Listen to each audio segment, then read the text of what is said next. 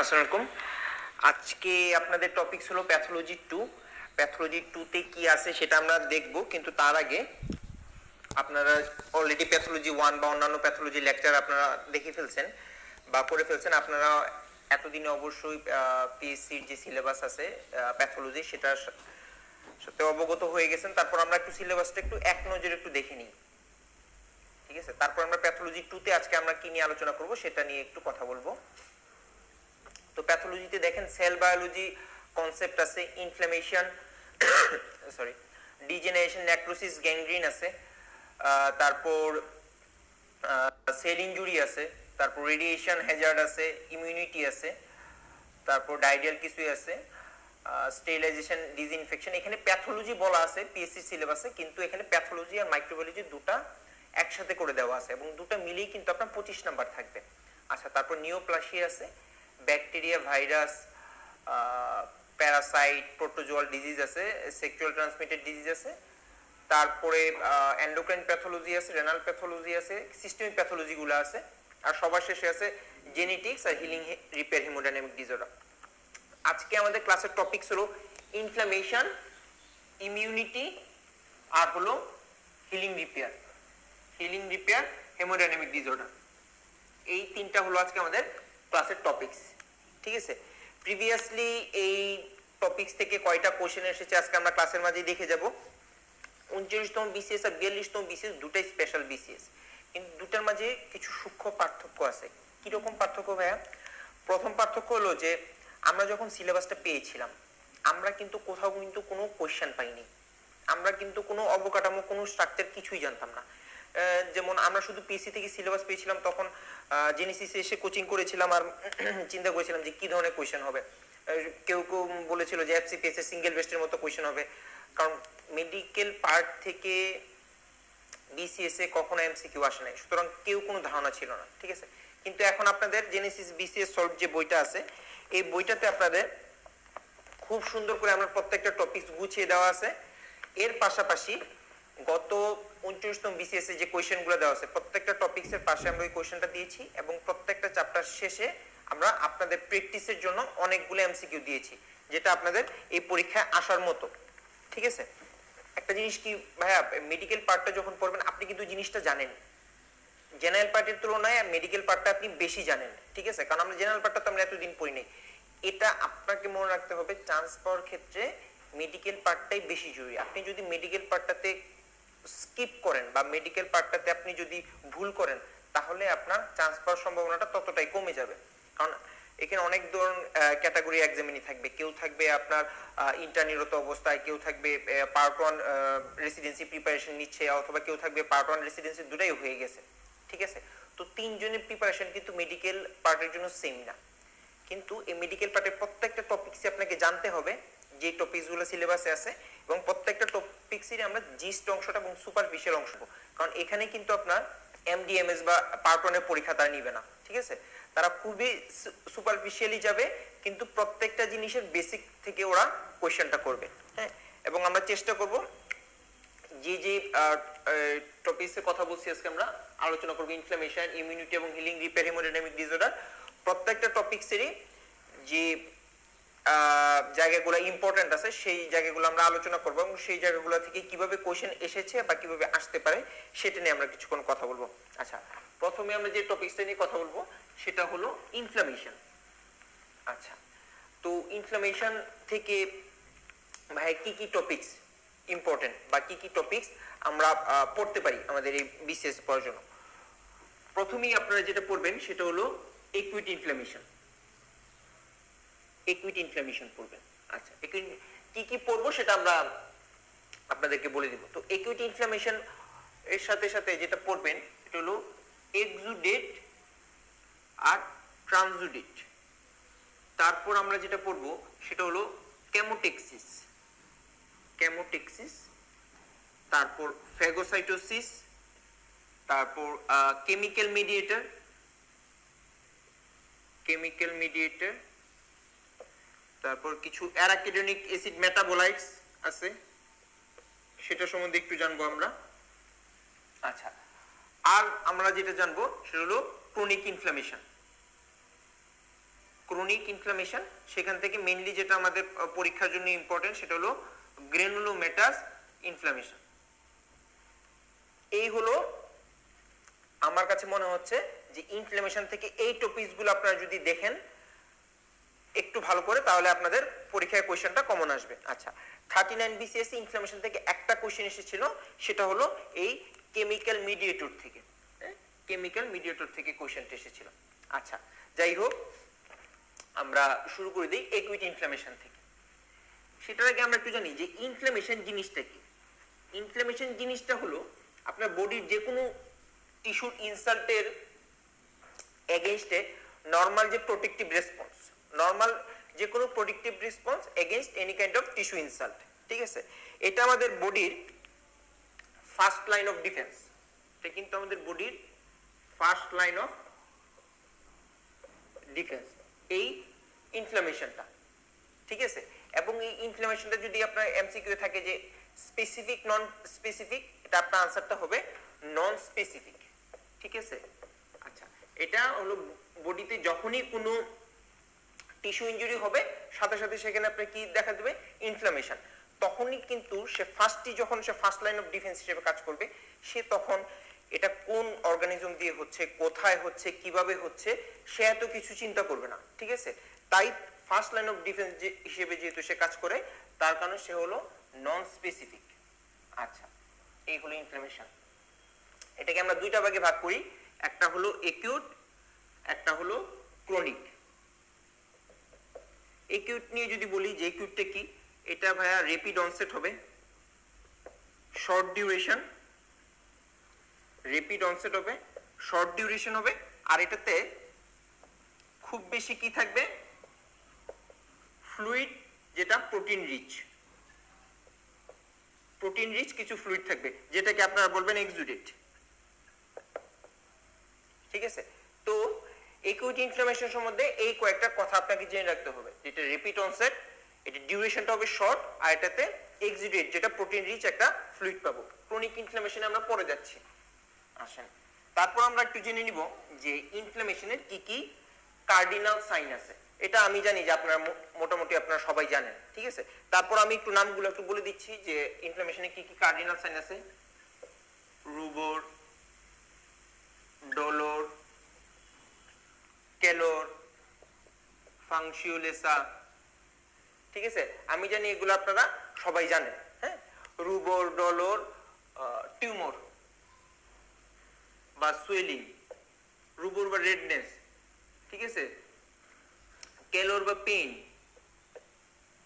হ্যাঁ? ফাংশিওলেসা loss of function, এগুলো আপনারা সবাই জানেন।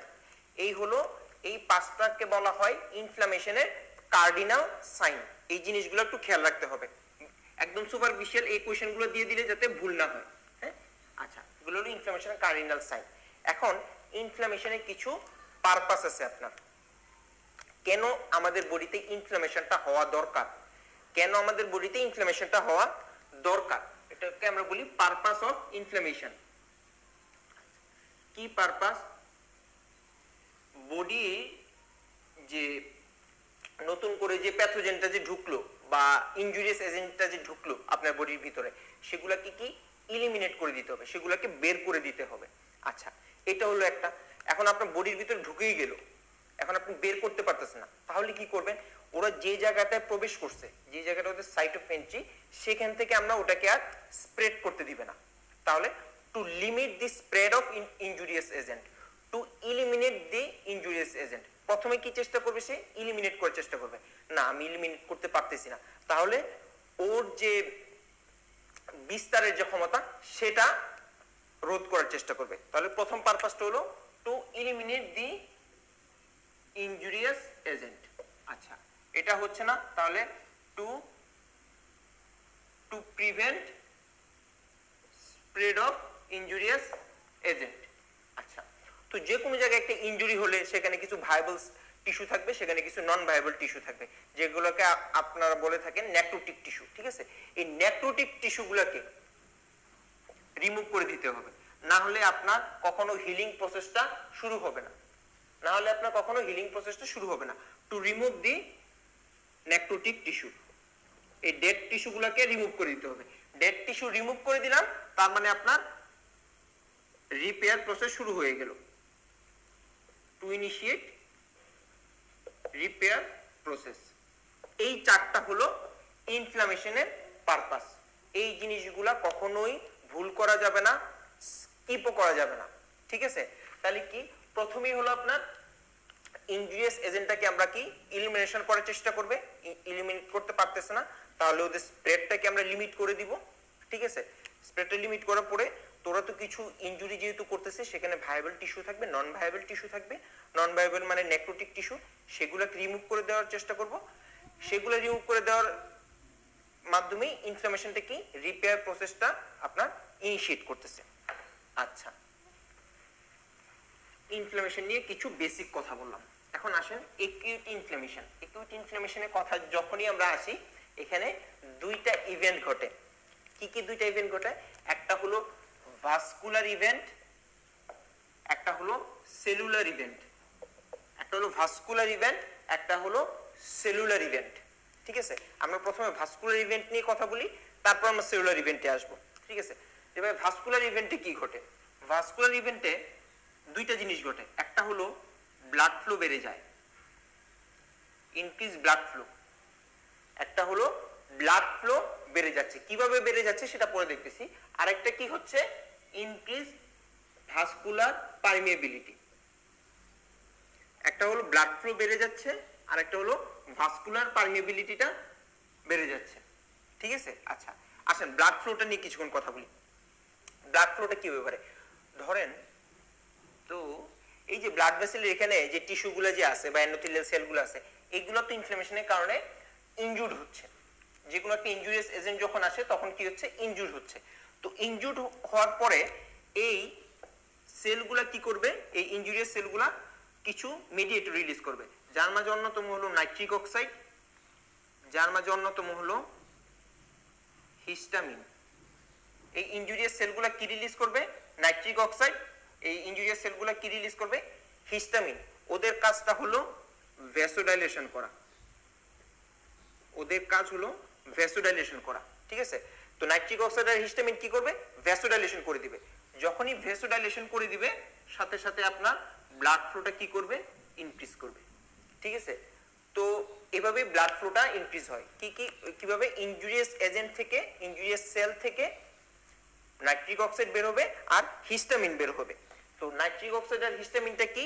আপনার ভ্যাসোডাইলেটর হিসেবে কাজ করবে, ব্লাড ভেসেলের ডায়ামিটারটা বেড়ে যাবে এবং ব্লাড ফ্লোটা আলটিমেটলি বেড়ে যাবে। আচ্ছা, তো ব্লাড ফ্লো যদি বেড়ে যায়, সেখানে আপনারা কি দেখতে পারবেন? ইরাইথেমা, ওই যে একটা কার্ডিনাল সাইন, ঠিক আছে? রুবোটটা দেখতে পারলেন। আচ্ছা, আরেকটা জিনিস হলো এই যে হিস্টামিন, হিস্টামিন কি করবে? ওই যে পেইনের, হিস্টামিন কি করে? পেইনের যে অ্যাকশন পটেনশিয়াল যে আছে, পেইনের যে অ্যাকশন পটেনশিয়াল আছে সেইটাকে ওরা স্টিমুলেট করে, ঠিক আছে? পেইনের যে অ্যাকশন পটেনশিয়ালের জায়গাটা আছে ওটাকে ওরা স্টিমুলেট করে, যার কারণে পেশেন্টের পেইন অনুভূত হয়, ঠিক আছে? যেটা আমরা একটা ওই যে কার্ডিনাল সাইনে পেয়েছিলাম, যেটা আমরা একটা কার্ডিনাল সাইনে পেয়েছিলাম যে পেইন, ঠিক আছে? তো এই হলো ইনক্রিজ ব্লাড ফ্লো প্যাথোজেনেসিসটা বা মেকানিজমটা, কিভাবে ইনক্রিজ ব্লাড ফ্লো হচ্ছে। ইনজুর্ড সেল থেকে নাইট্রিক অক্সাইড এবং হিস্টামিন রিলিজ হচ্ছে, দুটাই ভ্যাসোডাইলেটর, ব্লাড ভেসেলটা ডায়ামিটারটা ইনক্রিজ হচ্ছে, ব্লাড ফ্লোটা বেড়ে যাচ্ছে এবং আলটিমেটলি আপনার ওই ইরাইথেমা দেখা যাচ্ছে এবং হিস্টামিনটা একই সাথে যে পেইনের যে অ্যাকশন পটেনশিয়াল সেটাকে স্টিমুলেট করতেছে এবং পেশেন্টের পেইন হচ্ছে। আচ্ছা, আমাদের ব্লাড ফ্লো শেষ। আসেন increase vascular permeability. Increase vascular permeability জিনিসটা কি? এখন ব্লাড ফ্লো যে বেড়ে গেল, ব্লাড ফ্লো বেড়ে গেল, তার আগে কি হয়েছে? ভেসেল ডায়ামিটারটা এই যে এরকম ছিল, এখান থেকে দেখেন ডায়ামিটারটা ইনক্রিজ করে কতটা বড় হয়েছে। তো যেহেতু ডায়ামিটার ভ্যাসোডাইলেশন হয়েছে, এখানে ব্লাড ফ্লো বেড়ে গেছে, তার মানে এখানে ব্লাড সেল বেশি।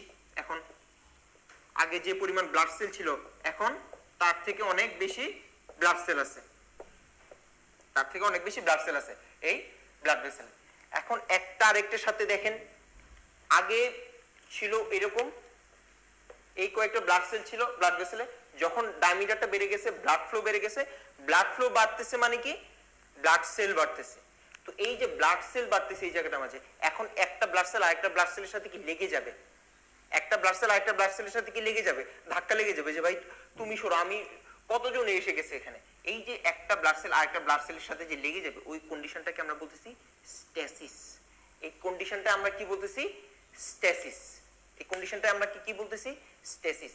এই স্ট্যাসিসের কারণে দেখেন কি হচ্ছে ভাইয়া, এই স্ট্যাসিসের কারণে এই যে ব্লাড ভেসেলে দেখেন একজন একজনকে ধাক্কা দিচ্ছে, ও ধাক্কা দিবে ওকে, ও ধাক্কা দিবে ওকে, ও ধাক্কা দিবে ওকে, ঠিক আছে, কারণ জায়গা পাচ্ছে না তো, একজন একজন তো জায়গা পাচ্ছে না। তখন ব্লাড ভেসেলে এই যে চারপাশে যে এন্ডোথেলিয়াল সেলগুলো যে আছে, ব্লাড ভেসেলের চারপাশে যে এন্ডোথেলিয়াল সেলগুলো আছে, এখন ওরাও তো ধাক্কাটা ফিল করবে, ধাক্কাটা ফিল করে ও কি করবে, আচ্ছা ঠিক আছে, তো তোমাদের জায়গা হচ্ছে না, আমি একটু সংকুচিত হচ্ছি, দেখি তোমাদের জায়গা হয় কিনা, ওরা একটু কন্ট্রাকশন করবে, আচ্ছা ঠিক আছে আমরা একটু পরে আসি, আমরা একটু দেখি সংকুচিত হই, ওরা কি করবে, ওরা একটু কন্ট্রাকশন হচ্ছে, ঠিক আছে, এন্ডোথেলিয়াল সেলে একটু কন্ট্রাকশন হচ্ছে, যার কারণে এই যে ব্লাড সেলগুলো ফ্লুইডগুলো ওরা বের হয়ে চলে যাচ্ছে, ঠিক আছে, যার কারণে ব্লাড সেল ব্লাড ফ্লুইডগুলো এখানে যে আছে ব্লাড ভেসেলের ভিতরে ওরা কি এদিক দিয়ে বের হয়ে চলে যাচ্ছে, এটার নামই হলো ইনক্রিজ ভাস্কুলার পারমিয়াবিলিটি, ঠিক আছে।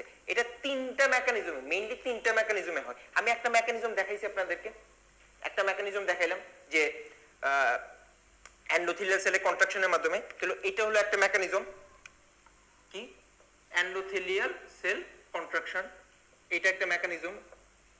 আচ্ছা, তারপরে এই যে ব্লাড সেলের পরিমাণ বেড়ে গেছে, ভিতরে একটা স্টেসিসের ইয়ে হচ্ছে, ভিতরে ব্লাড ফ্লোটা প্রচুর বেড়ে গেছে, ব্লাড সেলের সংখ্যা বেশি, যার কারণে কি হয়, এই যে এন্ডোথেলিয়াল সেলগুলো যে আছে, এই যে এন্ডোথেলিয়াল সেলগুলো আছে, এগুলোর কি একটা হলো কন্ট্রাকশন, আরেকটা হলো সরাসরি এদের ইনজুরি হতে পারে, এদের চাপে সরাসরি এদের ইনজুরি হতে পারে, ওরা তখন নিজে থেকে সংকুচিত হবে না, এই চাপে আউটসাইড ফোর্সে ওদের সরাসরি ওদের ইনজুরি হতে পারে, ঠিক আছে, যার কারণে আপনার ভাস্কুলার পারমিয়াবিলিটি বেড়ে যাবে। তো 2 নাম্বার হলো endothelial cell injury, directly endothelial cell injury. প্রথমটা কি বলেছিলাম, এন্ডোথেলিয়াল সেল কন্ট্রাকশন, 2 নাম্বার বললাম এন্ডোথেলিয়াল সেল ইনজুরি। আরেকটা হলো ওরা সংকুচিত হবে না, ওরা ইনজুরি হবে না, সরাসরি এই দিক দিয়ে ওরা ব্লাড ভেসেল থেকে বের হয়ে যাবে, ঠিক আছে, এন্ডোথেলিয়াল সেলে কন্ট্রাকশনও হবে না, এন্ডোথেলিয়াল সেলে কোনো ইনজুরি হবে না, সরাসরি ব্লাড সেলগুলো ব্লাড ফ্লুইডগুলো কি ব্লাড ভেসেল থেকে বের হয়ে ইন্টারস্টিশিয়ামে চলে যাচ্ছে। এই প্রসেসটাকে আমরা বলতেছি হলো, ঠিক আছে, ট্রান্সসাইটোসিস। এই প্রসেসটাকে আমরা বলতেছি হলো ট্রান্সসাইটোসিস। এবং মনে রাখবেন, আপনি যখন এভাবে এখানে আপনাকে এন্ডোথেলিয়াল সেল কন্ট্রাকশন করলো, একটু আপনাকে স্পেস দিল, আপনি বের হয়ে গেলেন, এটা একটা প্যাথোজেনেসিস বললাম। ওরা ইনজুর্ড হয়ে গেল, ওরা ইনজুর্ড হয়ে ওরা নিস্তেজ হয়ে গেল, আপনি বের হয়ে গেলেন, এইটার একটা পথ বলে দিলাম। এখন ওরা কিছুই হলো না, আপনি সরাসরি লাফ দিয়ে চলে গেলেন, তাহলে এখানে আপনাকে একজন সাহায্য করতে হবে, নাহলে সরাসরি ওরা ইনজুরিও হচ্ছে না, ওরা আপনাকে স্পেসও করে দিচ্ছে না, আপনি সরাসরি ব্লাড ভেসেলের ভিতর থেকে বাইরে চলে যাবেন, তার মানে এখানে আপনাকে একজন কেউ সাহায্য করতেছে। এই সাহায্যটা করে হলো একটা গ্রোথ ফ্যাক্টর, যেটাকে আমরা বলি ভাস্কুলার এন্ডোথেলিয়াল গ্রোথ ফ্যাক্টর, ঠিক আছে। তো এই তিনটা পদ্ধতিতে আপনার মনে রাখবেন ভাস্কুলার পারমিয়াবিলিটিটা ইনক্রিজ হয়, endothelial cell contraction, direct endothelial injury, আর হলো ট্রান্সসাইটোসিস। ট্রান্সসাইটোসিসের ক্ষেত্রে একটা গ্রোথ ফ্যাক্টরের ভূমিকা আছে, সেটা হলো ভাস্কুলার এন্ডোথেলিয়াল গ্রোথ ফ্যাক্টর, ঠিক আছে ভাইয়া। এই জিনিসগুলো একটু মনে রাখতে হবে। এই হলো vascular events of acute inflammation. আমি খুব সহজ করে খুব জিস্ট কথাটুকু বলেছি, একদম যাতে আপনাদের ক্লাসটা দেখলেই এবং সাথে আপনারা যদি এই জেনেসিসের বইটা ফলো করেন বা যে কোনো একটা শীট ফলো করেন, আপনাদের যাতে কনসেপশনটা ক্লিয়ার হয়ে যায়, ঠিক আছে। এবং আপনারা একটু কোশ্চেনগুলো দেখবেন, 13 বিসিএস এর কোশ্চেনগুলো দেখবেন, খুবই বেসিক কোশ্চেন করা হয়েছে, খুবই সুপারফিশিয়াল কোশ্চেন করা হয়েছে। আপনি একটা জিনিসের, আপনি যারা ইন্টারনেটের অবস্থায় আছেন তারা হয়তো জিনিসটা একটু ভালো করে বুঝবেন, কিন্তু যারা পার্ট অন করে ফেলছি বা যারা রেসিডেন্সি একটা কোর্সে আছি, তারা মনে একটু খুঁতখুত লাগতে পারে যে এতটুকু পড়লে কি হবে, আর একটু এটা আর একটু ডিপে যায়, এটা একটু ডিপে যায়, এটা একটু ডিপে যায়। আপনি যান, আপনার যেতে অসুবিধা নাই, কিন্তু আপনাকে টাইমটা দেখতে হবে এবং এটা কি আপনার আদৌ এই পরীক্ষার জন্য লাগবে কিনা সেটাও আপনাকে জানতে হবে। আপনি বরঞ্চ ওই সময়টা আপনি একটু জেনারেল পার্টে দেন, আপনার জন্য ভালো হবে, ঠিক আছে। তো ভাস্কুলার পারমিয়াবিলিটি এবং ইনক্রিজ ভাস্কুলার ফ্লো, দুটি আমরা পড়ে ফেলছি। এটা হলো ভাস্কুলার ইভেন্টস। আসেন সেলুলার ইভেন্টসে। সেলুলার ইভেন্টসে যেটা হচ্ছে, তিনটা ঘটনা ঘটতেছে সেলুলার ইভেন্টসে। সেলুলার ইভেন্টসে তিনটা ঘটনা ঘটতেছে। আপনাদের শীটে এইগুলো এভাবে নাই, আচ্ছা অসুবিধা নাই, আমি শীট আপনাদের দেখাই দিচ্ছি। সেলুলার ইভেন্টসে কি ঘটতেছে দেখেন। তো ইনজুরিয়াস এজেন্ট তো আপনার শরীরের ভিতরে ঢুকে গেল, এখন তো আপনাকে ব্লাড ফ্লো বেড়ে যাচ্ছে, ভাস্কুলার পারমিবিলিটি বেড়ে যাচ্ছে, কিন্তু এই ইনজুরিয়াস এজেন্টটাকে তো আপনার শরীর থেকে ইলিমিনেশন করতে হবে। এটা এই সেলুলার ইভেন্টসে ঘটবে, ঠিক আছে? কিভাবে ঘটবে? প্রথমে এই যে ইলিমিনেশনটা যে করবে, ইলিমিনেশনটা যে করবে ইনজুরিয়াস এজেন্টটা, তার আগে এই ইনজুরিয়াস এজেন্টটাকে আমাকে চিনতে হবে, আমাকে জানতে হবে ইনজুরিয়াস এজেন্টটা কোথায় আছে। এটা হলো প্রথম। দ্বিতীয়ত, আমাকে ইনজুরিয়াস এজেন্টটা চিনতে হবে। আমার প্রথম কাজ হলো আমি জানবো যে শরীরের ভিতরে একটা ইনজুরিয়াস এজেন্ট আসছে, এটা একটা কোথায় আসছে, ওখানে আমাকে যেতে হবে, ওখানে গিয়ে আমি ওটাকে চিনবো যে ও আচ্ছা ও ইনজুরিয়াস এজেন্ট, তারপর ওকে আমার বের করে দিতে হবে, ঠিক আছে? তো এই কাজটা মেইনলি কে করে? হোয়াইট ব্লাড সেল, আমরা সবাই জানি, ঠিক আছে? তো প্রথমে কি হয়? রিক্রুটমেন্ট হয়। আমি একদম সহজ করে বলে দিচ্ছি, recruitment of leukocytes to inflammatory site. রিক্রুটমেন্টের দরকার কি ভাইয়া? যখন আপনার বডিতে একটা ইনজুরিয়াস এজেন্ট আসবে, বডির একটা ডাব্লিউবিসি কিন্তু চাইলেও সেটা আপনার ইলিমিনেশন করতে পারবে না। ও কি করে? রিক্রুটমেন্টের মানে হলো অনেক বন্ধু বান্ধবকে ডাক দেয়। আমাদের পাড়া মহল্লায় যখন কোনো সমস্যা হয়, আমরা একজন বন্ধু গিয়ে কিন্তু সেটা ফেস করতে পারি না, আমরা আরো অনেক বন্ধু বান্ধব ডাক দিই। যেমন ঠিক তেমনি বডির ভিতরে যখন একটা প্যাথোজেন বা ইনজুরিয়াস এজেন্ট ঢুকে, একটা ডাব্লিউবিসি কি করে? পাশের ডাব্লিউবিসি কে ডাক দেয়, ও আবার তার পাশের ডাব্লিউবিসি কে ডাক দেয়। তো রিক্রুটমেন্ট অফ লিউকোসাইট হয়, সবাই মিলে একসাথে কোথায় যায়? ওই ইনজুরিয়াস এজেন্টের কাছে যায়। আচ্ছা, ওই ইনফ্ল্যামেটরি সাইটে চলে যাচ্ছে। এই হলো recruitment of leukocyte to inflammatory site. তারপরে হলো রিকগনিশন, ইনফ্ল্যামেটরি সাইটে গেল, তারপর recognition of the injurious agent. ওকে চিনবে, ওকে চিনবে যে না ওই হলো ইনজুরিয়াস এজেন্টটা, ওই হলো বাহির থেকে আসছে প্যাথোজেনটা যে সমস্যাটা করতেছে। আচ্ছা, রিক্রুটমেন্ট হচ্ছে, রিকগনিশন হচ্ছে, তারপর কি? রিমুভাল। তিনটা আর, recruitment, recognition, removal, removal of the injurious agent. বুঝে গেছে? তো এই তিন ভাবে আপনার শরীর থেকে ইনজুরিয়াস এজেন্টটা ইলিমিনেশন করবে। প্রথমে কি হবে? রিক্রুটমেন্ট অফ লিউকোসাইটস, তারা সবাই একত্র হবে লিউকোসাইটস গুলা, তারপর রিকগনিশন করবে, তারপর রিমুভাল করবে। আসেন দেখেন এই তিনটা কিভাবে করে। এই তিনটা কিভাবে করে এটা যদি জানি, তাহলে ওই যে আমি ইনফ্লামেশনে কেমোটেক্সিস, ফ্যাগোসাইটিস যা বলেছি আমি সব এখান থেকেই বলে দিব, ঠিক আছে? ওগুলো আলাদা আলাদা কোনো টপিকস না কিন্তু, কেমোটেক্সিস, ফ্যাগোসাইটিস ওগুলো কিন্তু সব একই ইনফ্লামেশনের ভিতরেই আছে। দেখেন কিভাবে আছে। প্রথমে আমরা একটু রিক্রুটমেন্ট নিয়ে কথা বলি, যে কিভাবে ওরা মানে বন্ধুরা সবাই একত্র হয়, ঠিক আছে? আচ্ছা, এই রিক্রুটমেন্টটা ঘটে তিনটা ধাপে। রিক্রুটমেন্টটা ঘটে তিনটা ধাপে, ঠিক আছে? এখন ওরা তো বাইরে আছে, ওরা বাইরে আছে না, ওরা তো দেখতেছে ব্লাড ভেসেলের ভিতরে একটা জিনিস ঢুকে গেছে, একটা জিনিস ঢুকে গেছে। তো ওরা কি করবে? ওই এন্ডোথেলিয়ামের সাথে লেগে যাবে, ওইটাকে আমরা বলতেছিল অ্যাডেশন। আমি দেখাচ্ছি পরের প্রসিডিউরটা। Adhesion of the adhesion to the endothelium. তারপর হলো ট্রান্সমাইগ্রেশন। আগে জিনিসগুলোর নামটা জানেন, এই তিনটা ধাপের নাম জানেন, পরে যদি পরীক্ষায় আসে রিক্রুটমেন্টের ধাপ কোনটা না সেটা যাতে আনসারটা করতে পারেন। অ্যাডেশন টু দি এন্ডোথেলিয়াম, ট্রান্সমাইগ্রেশন, আর একটা হলো কেমোটেক্সিস। অ্যাডেশন টু দি এন্ডোথেলিয়াম, ট্রান্সমাইগ্রেশন, আর একটা হলো কেমোটেক্সিস।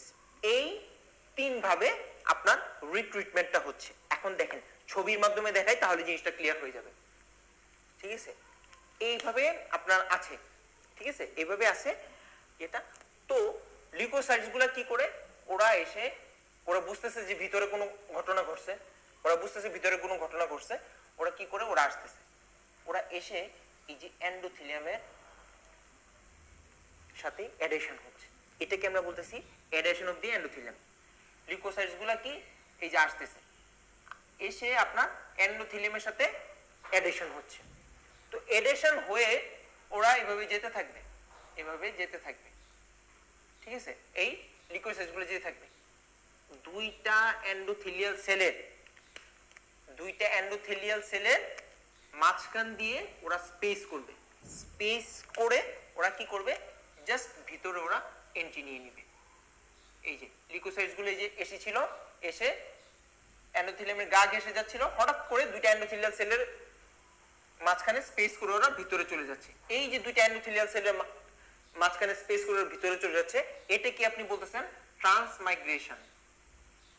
এটাই হলো ট্রান্সমাইগ্রেশন। আর এই যে এসে লেগেছিল এটা হলো অ্যাডেশন। ঠিক আছে, আমাদের অ্যাডেশন হয়ে গেছে, ট্রান্সমাইগ্রেশন হয়ে গেছে। আর কেমোটেক্সিসটা কি, যেটা আমরা বলেছিলাম যে আজকে পড়বো, কেমোটেক্সিসটা হলো এই যে ট্রান্সমাইগ্রেশন হয়ে ভিতরে ঢুকে গেল, তখন কেমোটেকটিক ফ্যাক্টর আছে কিছু, ওই কেমো অ্যাট্রাক্টেন্ট করবে ওরা। ওরা কেমোটেকটিক ফ্যাক্টরগুলো কি করবে, কোথায় ইনজুরিয়াস এজেন্ট আছে ওদিকে ওরা অ্যাট্রাক্ট করে নিয়ে যাবে। ঠিক আছে, এটা এদেরকে আমরা বলি কেমোটেকটিক ফ্যাক্টর। দুই ধরনের কেমোটেকটিক ফ্যাক্টর আছে, আমি আপনাদের শীটে দেখবেন, স্লাইডে কিছুক্ষণ পরে দেখাই দিচ্ছি। ঠিক আছে, দুই ধরনের কেমোটেকটিক ফ্যাক্টর আছে, একটা হলো এক্সোজেনাস, একটা হলো এন্ডোজেনাস। এন্ডোজেনাসের মাঝে কি আছে ভাইয়া, এন্ডোজেনাসের মাঝে আছে হলো ধরেন কমপ্লিমেন্টারি প্রোডাক্ট, যেগুলো কমপ্লিমেন্টারি যে প্রোডাক্টগুলো আছে সেগুলো এন্ডোজেনাস। ঠিক আছে, এক্সোজেনাস কোনগুলা, সেটা হলো আপনার এই যে ব্যাকটেরিয়াল প্রোডাক্টগুলো, ব্যাকটেরিয়ার যে প্রোডাক্টগুলো আছে সেটা হলো এক্সোজেনাস কেমোটেকটিক ফ্যাক্টর। আর কমপ্লিমেন্টারি যে প্রোডাক্টগুলো আছে সেগুলোকে আমরা বলতেছি এন্ডোজেনাস কেমোটেকটিক ফ্যাক্টর। তো এই হলো আপনার রিক্রুটমেন্ট। আমি আরেকবার একটু দেখাই দিচ্ছি, অ্যাডেশন হবে এন্ডোথেলিয়ামের সাথে, তারপর ট্রান্সমাইগ্রেশন হবে, তারপর কেমোটেকটিক ফ্যাক্টর বলে দিবে যে ওখানে আছে, ওদিক দিয়ে আমার একটা মানে একটা আকর্ষণ হচ্ছে ওই কেমোটেকটিক ফ্যাক্টরের জন্য, সে ওখানে চলে যাবে, কেমোটেকটিক ফ্যাক্টরের সাথে পিছু পিছু সে ওই জায়গাটা চলে যাচ্ছে।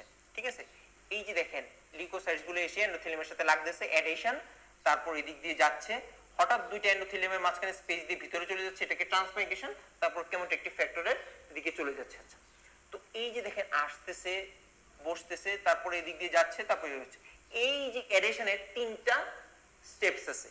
কি কি, মার্জিনেশন, রোলিং, তারপর হলো অ্যাডেশন। ঠিক আছে, তিনটা জিনিস। কি কি, মার্জিনেশন, একদম দেখেন মার্জিনে এসে লাগতেছে। ঠিক আছে, তারপর এই যে দেখেন রোলিং, এই যে যাচ্ছে, কি রোল করে করে যাচ্ছে। ঠিক আছে, প্রথমে সে মার্জিনের সাথে লাগতেছে, তারপর রোল করে করে যাচ্ছে। এই কারণে এই তিনটা স্টেপস বলি, মার্জিনেশন, রোলিং আর হলো অ্যাডেশন। এই হলো রিক্রুটমেন্ট, সাথে কেমোটেক্সিসও আমি বলে দিয়েছি। ঠিক আছে, আর কেমোটেক্সিস একটা বক্স আছে, সেটা আমি একটু দাগাই দিব। ঠিক আছে, এই হলো রিক্রুটমেন্ট, অ্যাডেশন, ট্রান্সমাইগ্রেশন এবং কেমোটেক্সিস। খুব সহজ করে বলে দেওয়া হয়েছে, আশা করি আপনাদের এটা ক্লিয়ার হয়ে গেছে। তারপরে কি বলেছিলাম, রিক্রুটমেন্ট হলো আমরা এই কেমোটেক্সিসের মাধ্যমে আমরা ওখানে চলে গেলাম ইনজুরিয়াস এজেন্টের এখানে। এখন আমরা ইনজুরিয়াস এজেন্টটাকে আমাদের চিনতে হবে, যে আমি যে কেমোটেকটিক ফ্যাক্টরের পিছন পিছন এখানে চলে আসছি, ওই কি ইনজুরিয়াস এজেন্ট কিনা, সেটাকে আমরা কি করব, রিকগনিশন করতে হবে। কি করতে হবে আমাদের, রিকগনিশন। রিকগনিশন কিভাবে করব ভাইয়া, রিকগনিশন করতে হলে ইনজুরিয়াস এজেন্টের এখানে তিনটা রিসেপ্টর থাকে, তিনটা রিসেপ্টরের সাহায্যে আমরা এই রিকগনিশনটা করতে পারবো। তিনটা রিসেপ্টরের সাহায্যে, কি কি রিসেপ্টর, শুধু খালি নামগুলো পড়ে রাখবেন, এটার ভিতরে কিচ্ছু পড়া লাগবে না। টোল লাইক রিসেপ্টর, জি প্রোটিন কাপল রিসেপ্টর, জি প্রোটিন কাপল রিসেপ্টর, টোল লাইক রিসেপ্টর, আর হলো অপসোনিন। অপসোনিন নিয়ে আমি এখন কথা বলবো না, আজকে ইমিউনিটি টপিকস আছে, আমি সেখানে অপসোনিন নিয়ে কথা বলবো, খুব সুন্দর করে বুঝিয়ে দিব যে অপসোনাইজেশনটা কি, অপসোনিনটা কি। ঠিক আছে, আচ্ছা, তো এই তিনটা রিসেপ্টরের মাধ্যমে, এই টোল লাইক রিসেপ্টর, জি প্রোটিন কাপল রিসেপ্টর আর হলো অপসোনাইজেশন, এই তিনটার মাধ্যমে আমরা ইনজুরিয়াস এজেন্টটাকে আমরা চিনতে পারবো। ঠিক আছে, এই হলো রিকগনিশন। আমরা চিনে ফেলছি ইনজুরিয়াস এজেন্ট, এখন আমরা ইনজুরিয়াস এজেন্টটাকে আমাদের রিমুভাল করে দিতে হবে। ঠিক আছে, এখন হলো রিমুভাল স্টেপসটা। রিমুভাল রিমুভাল স্টেপসটা মানে হলো আপনার ফ্যাগোসাইটোসিস। কিভাবে আমরা রিমুভটা করব, সেই প্রসেসটাকে আমরা কি বলবো, ফ্যাগোসাইটোসিসের মাধ্যমে। ঠিক আছে, ফ্যাগোসাইটোসিস। আচ্ছা, এখন আসেন ফ্যাগোসাইটোসিস নিয়ে কথা বলি। তো ফ্যাগোসাইটোসিস মানে আপনি একটা জিনিস আপনার মাথায় একটা বেসিক ধারণা আছে যে আপনি ওইটাকে ইনজুরিয়াস এজেন্টটাকে কি করে ফেলবে, এনগালফ করে ফেলবে, তাই তো? তো এনগালফ করতে হলে ভাইয়া, এনগালফ করতে হলে কি কি করতে হবে আগে দেখেন। আমি একটা এই জিনিসটা ধরেন, এই জিনিসটাকে এনগালফ করবে, এটা ইনজুরিয়াস এজেন্ট, আর এটা ধরেন ফ্যাগোসাইটিক সেল, ধরে নিলাম আমরা নিউট্রোফিল। নিউট্রোফিল এই ইনজুরিয়াস এজেন্টটাকে এনগালফ করবে। তো আমরা এটাকে চিনে ফেলছি, রিকগনিশন করে ফেলছি, এখন এটা কাছে আসতে হবে। কাছে আসলে প্রথমে কি হবে, অ্যাটাচমেন্ট। অ্যাটাচমেন্টের পরে এই পুরো ইনজুরিয়াস এজেন্টটাকে নিউট্রোফিল তার ভিতরে নিয়ে যাবে, সেটাকে আমরা বলবো কি, এনগালফমেন্ট। প্রথমে কি হচ্ছে, কাছে আসতেছে, লাগতেছে, অ্যাটাচমেন্ট, তারপরে পুরো জিনিসটাকে সে ভিতরে নিয়ে নিবে, এনগালফ করে ফেলবে। প্রথমে অ্যাটাচমেন্ট, তারপরে হলো এনগালফমেন্ট।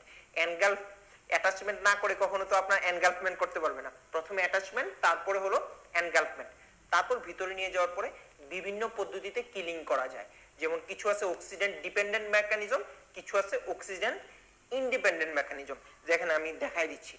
ফ্যাগোসাইটোসিসের তিনটা স্টেপস আমি প্রথমে বললাম, অ্যাটাচমেন্ট, এনগালফমেন্ট, আর হলো কিলিং। অ্যাটাচমেন্ট, এনগালফমেন্ট, আর হলো কিলিং। অ্যাটাচমেন্ট, এনগালফমেন্ট, আর হলো কিলিং।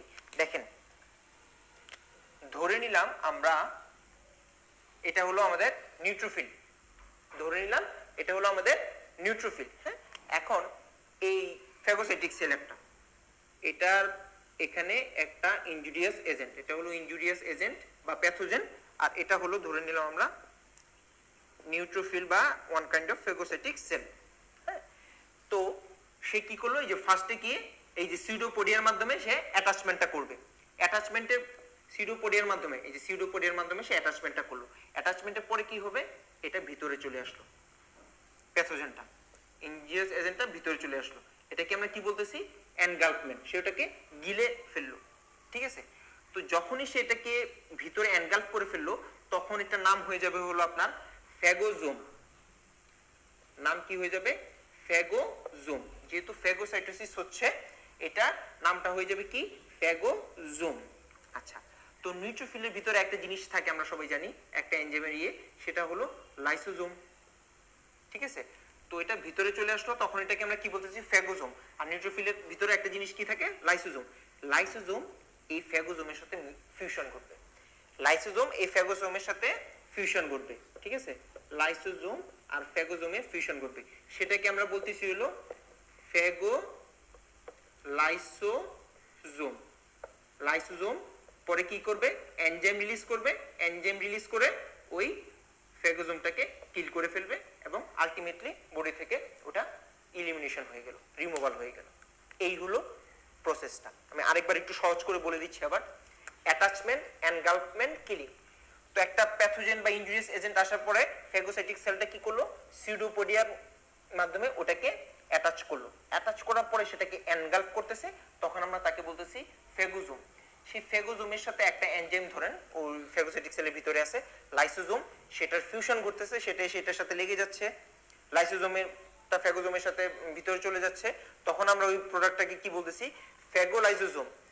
তো লাইসোজোম যখন ওই ফ্যাগোজোমের ভিতরে চলে যায়, তখন তাকে আমরা বলতেছি ফ্যাগোলাইসোজোম। লাইসোজোম ভিতরে গিয়ে তার এনজাইমগুলো রিলিজ করবে, সেটাকে আমরা বলতেছি release of lysosomal enzyme and ultimately killing the product.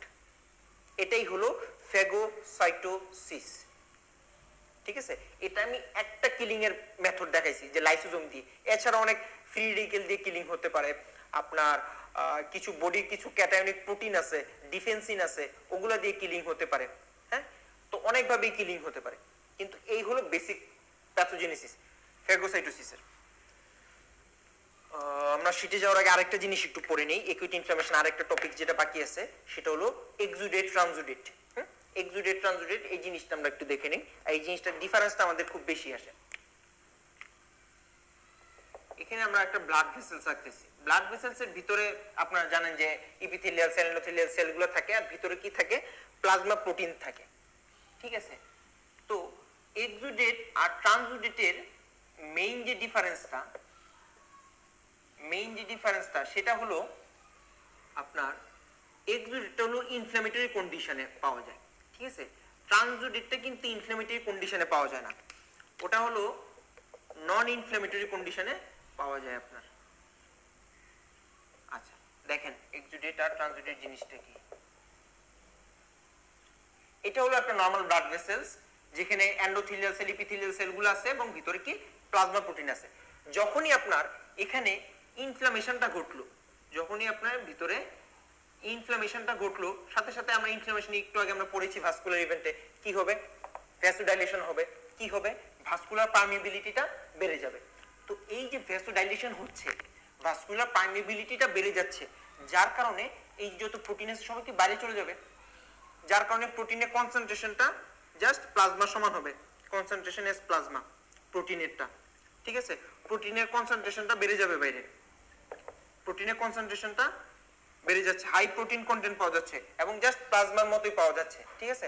এবং স্পেসিফিক গ্রেভিটিটাও বেড়ে যাবে মোর দেন 1.020। এই হলো আপনার এক্সুডেট।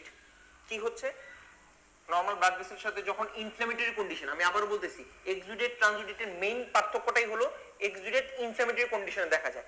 যখন ইনফ্ল্যামেশন হচ্ছে, ভাস্কুলার ডাইলেটেশন হচ্ছে, ভাস্কুলার পারমিবিলিটি বেড়ে যাচ্ছে, আপনার ফ্লুইডগুলো বাইরে চলে যাচ্ছে, প্রোটিনগুলো চলে যাচ্ছে, যার কারণে প্রোটিনের কনসেন্ট্রেশনটা কি বেড়ে যাবে, স্পেসিফিক গ্রেভিটিটা 1.020 থেকে অনেক বেশি চলে যাচ্ছে। পক্ষান্তরে এটা হলো এক্সুডেট।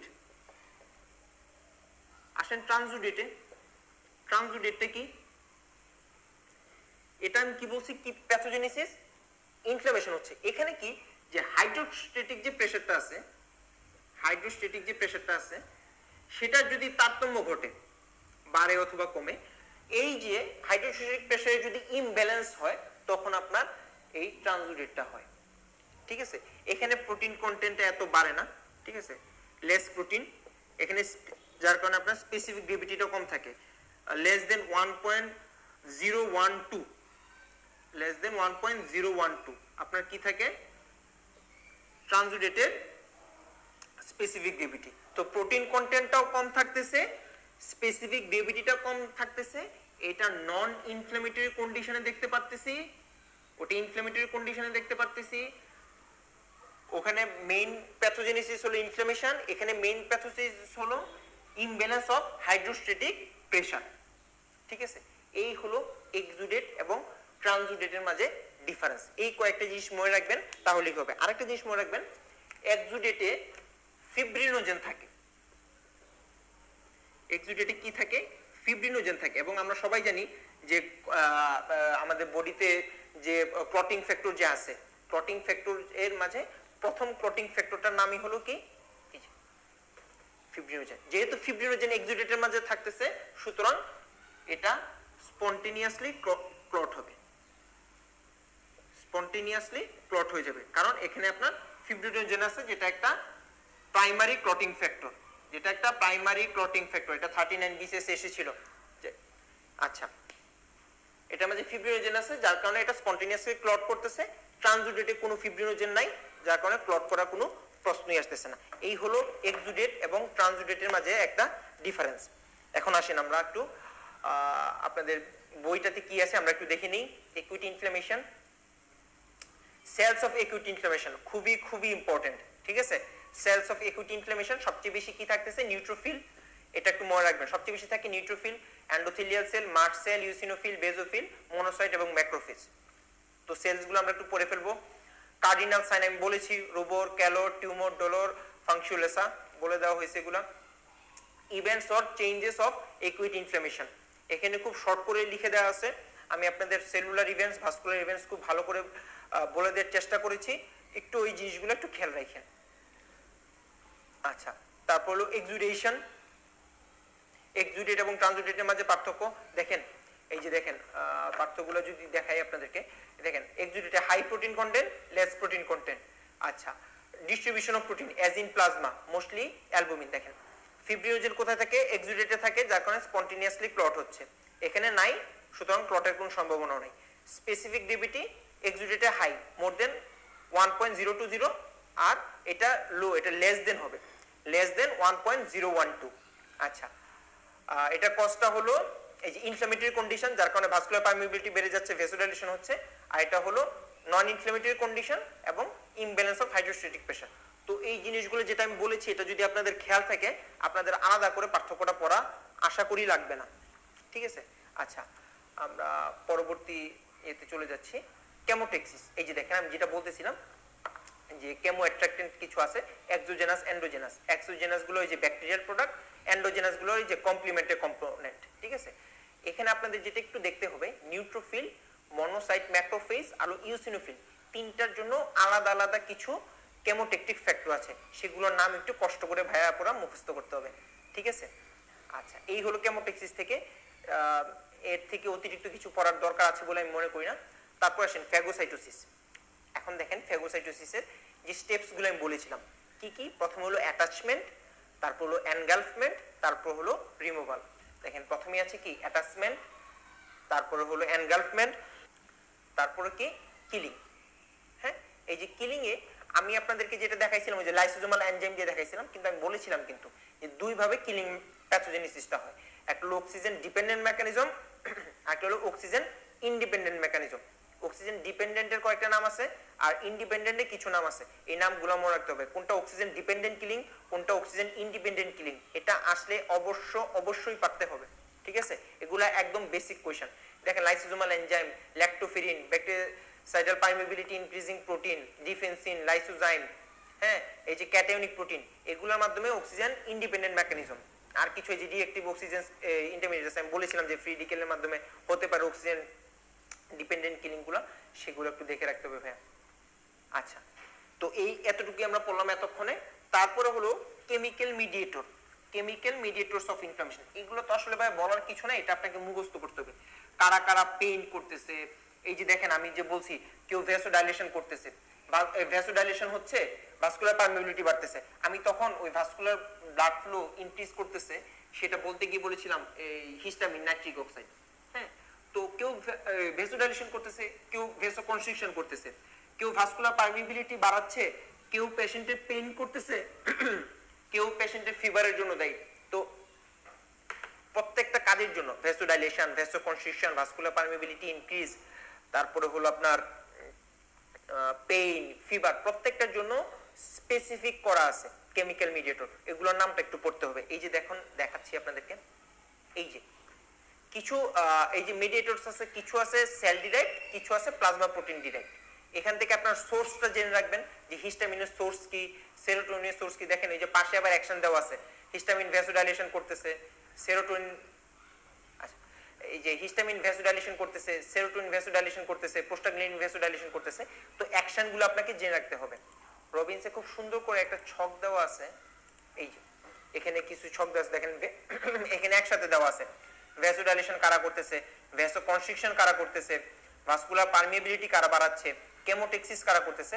তো এই জিনিসগুলাই যে আবার একটা এই যে বক্স, এই দেখেন ভ্যাসোডাইলেশন কারা করতেছে, ভ্যাসোকনস্ট্রিকশন কারা করতেছে, ভাস্কুলার পারমিবিলিটি কারা বাড়াচ্ছে, এই যে কারা পেইন করতেছে, কারা ফিভার করতেছে, কারা কেমোটেক্সিস করতেছে। তো এই জিনিসগুলো আপনাকে একটু মুখস্থ করতে হবে, ঠিক আছে।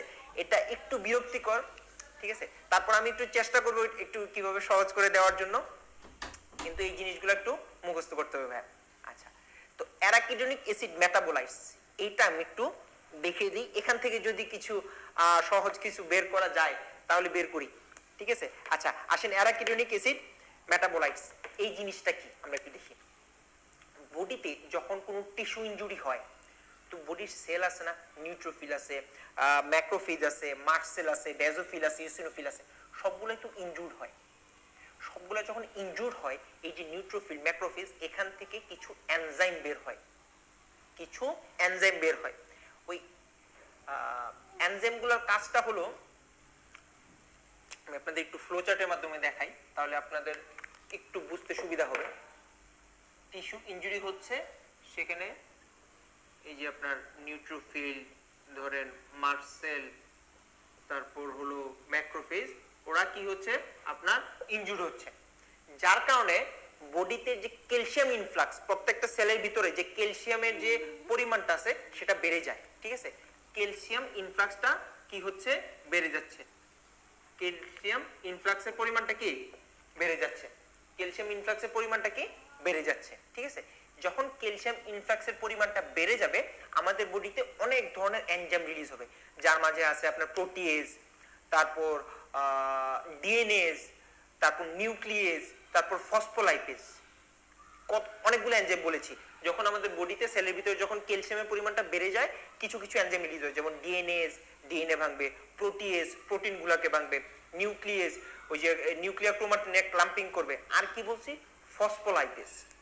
আমাদের এখানে দরকারটা হলো ফসফোলাইপেজ, ফসফোলাইপেজ A2 এটা রিলিজ হয়, কি ফসফোলাইপেজ A2 এটা রিলিজ হচ্ছে। তো ফসফোলাইপেজ A2 এটা কি করে, ওই যে অ্যারাকিডোনিক অ্যাসিড যেটা বললাম, ওরা কি করে ভাইয়া, ওরা মেমব্রেন ফসফোলিপিডের সাথে লেগে থাকে, মেমব্রেন ফসফোলিপিডের সাথে অ্যারাকিডোনিক অ্যাসিডটা লেগে থাকে। তো ফসফোলাইপেজ A2টা কি করে, আমি কি বলেছি ওদের নাম শুনলে বুঝতে পারবেন, নিউক্লিয়াস নিউক্লিয়াসকে ভাঙবে, ডিএনএস ডিএনএ কে ভাঙবে, প্রোটিয়েজ প্রোটিনকে ভাঙবে। তো ফসফোলাইপেজ কাকে ভাঙবে, ফসফোলিপিডকে ভাঙবে। ওরা কি করবে, এই যে মেমব্রেন ফসফোলিপিডটাকে ভেঙে দিবে, যার কারণে এই যে সে তখন তার শিকলে যে বাধা ছিল সে তখন মুক্ত হয়ে যাবে। সে যখন কাজ করবে অ্যারাকিডোনিক অ্যাসিডটা ফ্রি হয়ে যাচ্ছে। অ্যারাকিডোনিক অ্যাসিড যখন ফ্রি হয়ে যাচ্ছে তার মানে অ্যারাকিডোনিক অ্যাসিড এখন অ্যাক্টিভেশন হবে। দেখেন কিভাবে অ্যাক্টিভেশন হয়, বুঝতে পারছেন অ্যারাকিডোনিক অ্যাসিডটা কিভাবে ফ্রি হচ্ছে। টিস্যু ইনজুরি হচ্ছে, নিউট্রোফিল মাসল ম্যাক্রোফেজ গুলো ইনজুরি হচ্ছে, তখন বডিতে ক্যালসিয়াম ইনফ্লাক্সটা বেড়ে যায়। ক্যালসিয়াম ইনফ্লাক্স বেড়ে গেলে আমাদের বডি থেকে কিছু এনজাইম অ্যাক্টিভেশন হয়, ঠিক আছে, যার মাঝে অন্যতম হলো ফসফোলাইপেজ A2। ফসফোলিপিডের সাথে অ্যারাকিডোনিক অ্যাসিডটা বাইন্ড করে বসে থাকে, তখন অ্যারাকিডোনিক অ্যাসিডটা কি হয়ে যায়, ফ্রি হয়ে যায়, এবং আলটিমেটলি সে কি হয়, অ্যাক্টিভেশন ঘটে তার, ঠিক আছে।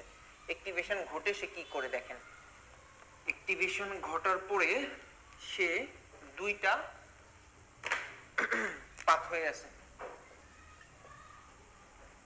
অ্যারাকিডোনিক অ্যাসিডে, দুইটা পাথওয়ে, একটা হলো সাইক্লোঅক্সিজেনেস পাথওয়ে, একটা হলো লাইপোক্সিজেনেস পাথওয়ে, ঠিক আছে। একটা হলো সাইক্লোঅক্সিজেনেস পাথওয়ে, একটা লাইপোক্সিজেনেস pathway.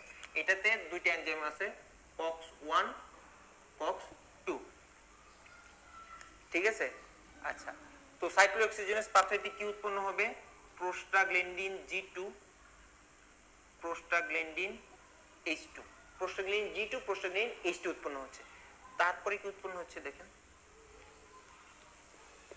Prostaglandin D2 prostaglandin E2 prostaglandin F2 alpha prostaglandin I2, এটাকে আমরা বলতেছি প্রোস্টাসাইক্লিন, আর হলো থ্রম্বোক্সেন A2।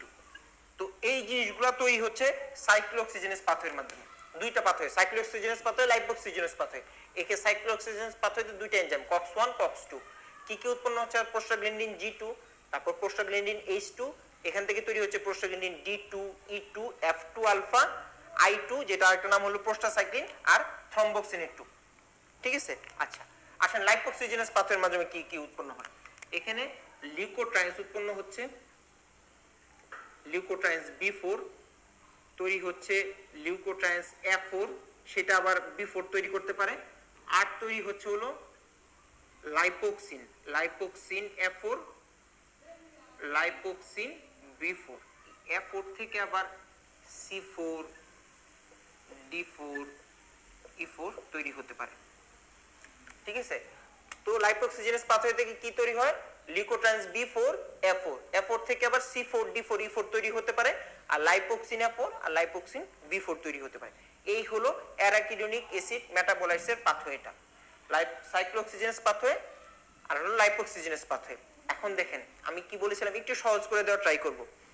দেখেন এখন আমি যদি ভেসেলস আঁকি, ধরেন এইটা হলো একটা ব্লাড ভেসেলস, ধরে নেন, হ্যাঁ এইটা হলো একটা ব্লাড ভেসেলস, এটা হলো একটা ব্লাড ভেসেলস, হ্যাঁ। তো আপনারা তো ব্লাড ভেসেলসটা দেখেই বুঝতে পারতেছেন, এটা হলো ভেসোডাইলেশন, এটা হলো ভেসোকনস্ট্রিকশন, এখানে ডাইলেশন হইছে, এখানে কনস্ট্রিকশন হইছে। তো এই যে ডাইলেশনটা, ডাইলেশনের এখানে যারা যারা আছে ওরা ভেসোডাইলেশন করবে, তার মানে prostaglandin D2 prostaglandin E2 prostaglandin F2 alpha prostaglandin I2 বা প্রোস্টাসাইক্লিন, ওরা কি করতেছে, ভেসোডাইলেশন করতেছে, আচ্ছা, আর এই যে লিউকোট্রাইন্স, এই যে C4D4E4 আর হলো এখানে কি আছে থ্রম্বোহেক্সিন A2, ওরা কি করতেছে ভেসো কনস্ট্রিকশন করতেছে, ওরা ভেসো ডাইলেশন করতেছে, ওরা ভেসো কনস্ট্রিকশন করতেছে।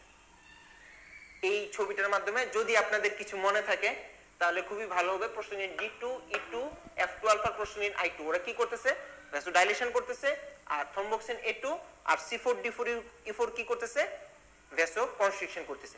আরেকটা যেটা পরীক্ষায় থাকে সেটা হলো platelet aggregation. Platelet aggregation, platelet এগ্রিগেশনটা কি, কে কি করতেছে? এই যে প্রোস্টাগ্ল্যান্ডিন I2 ওরা প্লাটিলেট এগ্রিগেশনটাকে ইনহিবিট করতেছে, আর থ্রম্বোহেক্সিন A2 ওরা প্লাটিলেট এগ্রিগেশনটাকে প্রমোট করতেছে। প্রোস্টাসাইক্লিন প্লাটিলেট এগ্রিগেশনটাকে কি করতেছে ইনহিবিট করতেছে, থ্রম্বোহেক্সিন A2 প্লাটিলেট এগ্রিগেশনটাকে প্রমোট করতেছে। এই হলো আপনার অ্যারাকিডোনিক অ্যাসিড মেটাবোলাইটস এবং কেমিক্যাল মেডিয়েটরসে কিছু ফাংশন, কিন্তু তারপর আপনাদের এই বক্সটা অবশ্যই ভালো করে মনে রাখতে হবে। কারা কারা ভেসোডাইলেশন করতেছে, কারা ভেসো কনস্ট্রিকশন করতেছে, কারা ভাস্কুলার পারমিবিলিটি বাড়াচ্ছে, কারা পেইন করতেছে, কারা ফিভার করতেছে। এই হলো আপনার all about acute inflammation.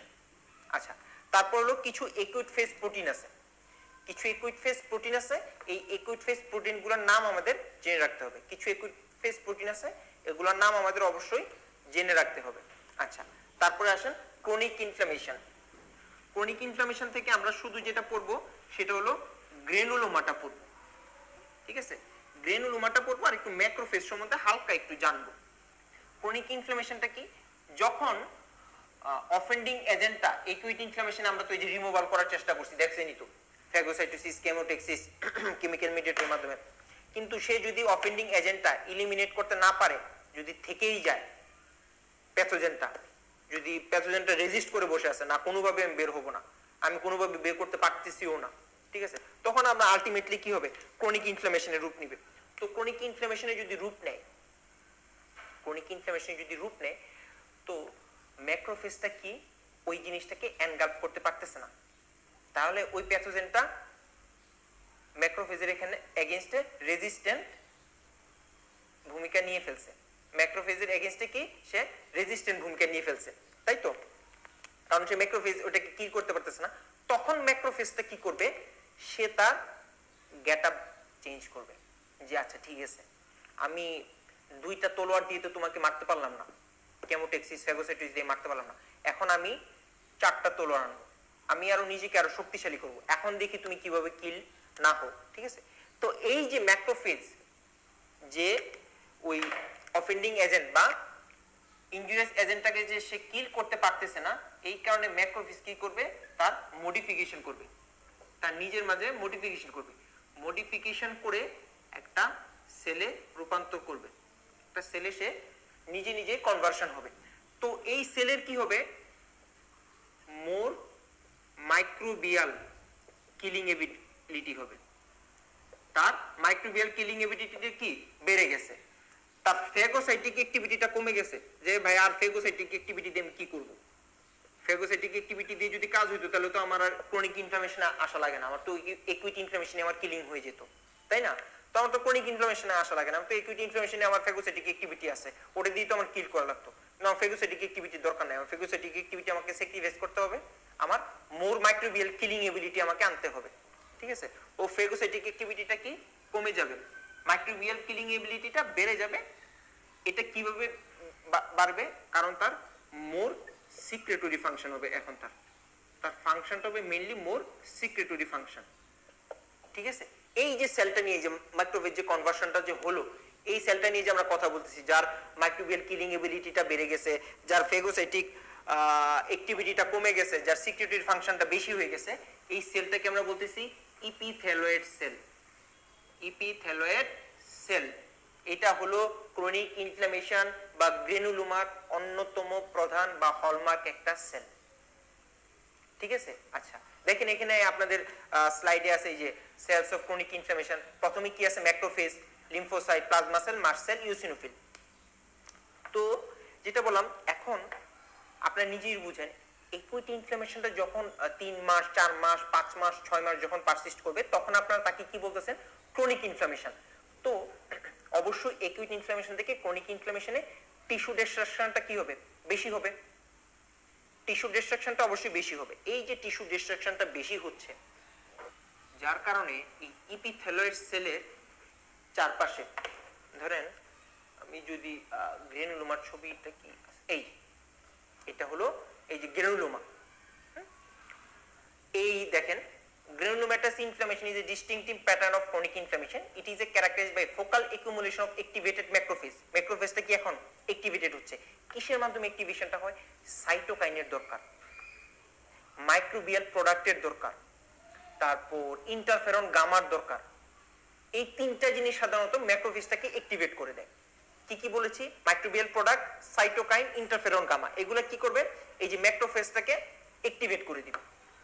Activate, ওইটা অ্যাক্টিভেটেড ম্যাক্রোফেজ, প্রিন্সিপালি লিম্ফোসাইট। তারপর এই যে দেখেন, এগুলো হলো এই যে দেখেন ইপিথেলয়েড সেল, এই যে পার্পল কালারগুলো ইপিথেলয়েড সেল। এগুলার চারপাশে কি থাকে দেখেন, এগুলার চারপাশে থাকে এই যে দেখেন লিম্ফোসাইটস। এই যে রেড কালার দিয়ে পিঙ্ক কালার দিয়ে যেগুলো আছে এগুলো হলো লিম্ফোসাইটস। এখানে দেখেন একটা আছে মাল্টি নিউক্লিয়েটেড জায়ান্ট সেল। তাহলে গ্রেনুলোমা তার কি কি থাকতেছে? মেইনলি থাকতেছে দেখেন আপনার ইপিথেলয়েড সেল, তারপর চারপাশ দিয়ে থাকতেছে লিম্ফোসাইট, কয়েকটা জায়ান্ট সেল দেখতে পারবো আমরা। আর একদম পেরিফেরিতে থাকবে ফাইব্রোব্লাস্ট। ওকেশনালি প্লাজমা সেল থাকতেও পারে, নাও থাকতে পারে, প্লাস মাইনাস। সবসময় যে প্লাজমা সেল থাকবে এমন কোনো কথা নাই, থাকতেও পারে নাও থাকতে পারে। তো মেইনলি থাকবে ইপিথেলয়েড সেল, চারপাশ দিয়ে থাকবে হলো লিম্ফোসাইটস, জায়ান্ট সেল থাকবে, একদম পেরিফেরির দিকে থাকবে ফাইব্রোব্লাস্ট। হ্যাঁ, প্লাজমা সেল থাকতেও পারে নাও থাকতে পারে। আচ্ছা, তো এই হলো আপনাদের গ্রেনুলোমার যে স্ট্রাকচারটা দেখালাম। এখন গ্রেনুলোমার কিছু ক্লাসিফিকেশন আছে। কি কি ক্লাসিফিকেশন দেখেন? কেজিয়েশন গ্রেনুলোমা, নন কেজিয়েশন গ্রেনুলোমা, আর ধরেন সাপুরেটিভ। ঠিক আছে, কেজিয়েশন গ্রেনুলোমাটা হলো এখানে সেন্ট্রাল কেজিয়েটিং নেক্রোসিস থাকবে, সেন্ট্রাল কেজিয়েটিং নেক্রোসিস থাকবে। নন কেজিয়েটিং এ কোনো সেন্ট্রাল কেজিয়েটিং নেক্রোসিস থাকবে না, কোনো সেন্ট্রাল কেজিয়েটিং নেক্রোসিস থাকবে না। আর সাপুরেটিভ ইনফ্লামেশনটা কি হলো? এখানে সেন্ট্রাল নেক্রোসিস থাকবে উইথ নিউট্রোফিল। নিউট্রোফিলের পরিমাণটা অনেক বেশি থাকবে, নিউট্রোফিলের পরিমাণটা অনেক বেশি থাকবে। ঠিক আছে, তো এই হলো আপনার কেজিয়েশন নেক্রোসিস, নন কেজিয়েটিং, আর হলো সাপুরেটিভ। এগুলো কোন কোন কন্ডিশনে পাবো এটা একটু মনে রাখতে হবে। দেখেন, কেজিয়েটিং গ্রেনুলোমা, টিউবারকুলোসিস, ব্রুসেলোসিস, নন কেজিয়েটিং গ্রেনুলোমা এটা টিউবারকুলোসিস, এটা সফট টিউবারকুল, এটা হার্ড টিউবারকুল, লেপ্রোসিস, সার্কোইডোসিস, সিস্টোসোমিয়াসিস, সিফিলিস, তারপর হলো সাপুরেটিভ গ্রেনুলোমা ক্যাসিডিজে দেখা যাচ্ছে, আর ডিফিউজ গ্রেনুলোমা লেপ্রোমেটাস লেপ্রোসিতে দেখা যাচ্ছে। এই বক্সটা আপনাদের মনে রাখতে হবে, কোন গ্রেনুলোমা কোন কোন কন্ডিশনে পাওয়া যায়। ঠিক আছে, সেলস অফ গ্রেনুলোমা আমি আগে বলেছি ম্যাক্রোফেজ, একদম বাইরে দিয়ে থাকবে ফাইব্রোব্লাস্ট, এপিথেলিয়াল সেলকে চারিদিকে থাকবে লিম্ফোসাইট, ওকেশনালি যে জায়ান্ট সেল থাকবে। আচ্ছা, গ্রেনুলোমাটাস ইনফ্লামেশনের কিছু एग्जांपल्स আছে। আচ্ছা, 39 এ এই একটা কোশ্চেন এসেছিল, হিস্টামিন কি কজ করে? আনসারটা হলো ভ্যাসোডাইলেশন। এটা আপনারা অলরেডি সবাই জানেন। আর আপনাদের দেখবেন অনেক চ্যাপ্টার শেষে অনেকগুলো আমরা শীটে অনেকগুলো আপনার কোশ্চেন দিয়েছি, যাতে আপনার প্র্যাকটিস করতে আপনার সুবিধা হয় যে কি ধরনের কোশ্চেন আসতে পারে বা কি ধরনের কোশ্চেন আপনাকে পড়া হইতে পারে। এই হলো আমাদের ইনফ্লামেশন। ইনফ্লামেশনে আমি আবার একটু বলে দিই, একুইট ইনফ্লামেশনটা একটু ভালো করে পড়বেন। ফ্যাগোসাইটোসিস, কেমোটেক্সিসটা একটু দেখবেন। মেইনলি জোরটা দিবেন হলো কেমিক্যাল মেডিয়েটরসে। হ্যাঁ, আর ক্রনিক ইনফ্লামেশন থেকে গ্রেনুলোমার কি কি সেল আছে, গ্রেনুলোমার যে ক্লাসিফিকেশনটা, কিছু एग्जांपल्स গুলো একটু দেখে রাখবেন, তাহলে আপনার ইনফ্লামেশনটা হয়ে যাবে। তারপরে আমাদের পরবর্তী টপিকসে চলে যাই আমরা। তারপরে হলো আমাদের ইমিউনিটি। তারপর আমরা চলে যাব আজকে ইমিউনিটিতে। ঠিক আছে, ইমিউনিটিতে আপনারা দেখবেন পিএসসি সিলেবাসে দেখবেন যে কি কি জিনিস আছে। ঠিক আছে, ইমিউনিটি থেকে সব পড়তে হবে না, ইমিউনিটি থেকে সব পড়তে হবে না। আপনি যদি ইমিউনোলজি পুরাটা শীট নিয়ে বসেন, তাহলে এমন অনেক কিছু পড়বেন যেগুলো আপনার পিএসসি সিলেবাসে নাই, কিন্তু আপনি পড়ে ফেলতেছেন। ঠিক আছে, আর যেটা আছে ওটা আপনি পড়তেছেন না, তাহলে এটাতে আপনার কোনো লাভই দিবে না। তো ইমিউনিটিটা যখনই আমরা পড়তে যাই, যে ইমিউনিটিটা কি, আমাদের কিছু টার্ম আমাদের সামনে চলে আসে যেগুলো কনফিউজিং লাগে। যেমন ইনেট ইমিউনিটিটা কি ভাইয়া, অ্যাডাপটিভ ইমিউনিটি কি, তারপর আছে অ্যাক্টিভ ইমিউনিটি, প্যাসিভ ইমিউনিটি, তারপর আছে সেলুলার ইমিউনিটি, হিউমোরাল ইমিউনিটি, তারপর আছে primary immune response, secondary immune response. আমার কাজ হলো এটাই, দেখেন আছে এখানে, আমরা একটু দেখে নিই যে ইমিউনিটিতে কি কি আছে। দেখেন ইনেট ইমিউনিটি, তারপর ইনেট ইমিউনিটি ফ্যাক্টর আছে কিছু, তারপর adaptive immunity, innate immunity, adaptive immunity, তারপর দেখেন নিচে দেখেন আছে humoral immunity, cell mediated immunity, তারপর আছে এই যে অ্যাডাপটিভ ইমিউনিটি। আচ্ছা, ইনেট ইমিউনিটি অ্যাডাপটিভ ইমিউনিটির মাঝে একটা ডিফারেন্স আছে। আচ্ছা, তারপর primary immune response, secondary immune রেসপন্সের মাঝে ডিফারেন্স আছে, সেল মিডিয়েটেড ইমিউনিটি।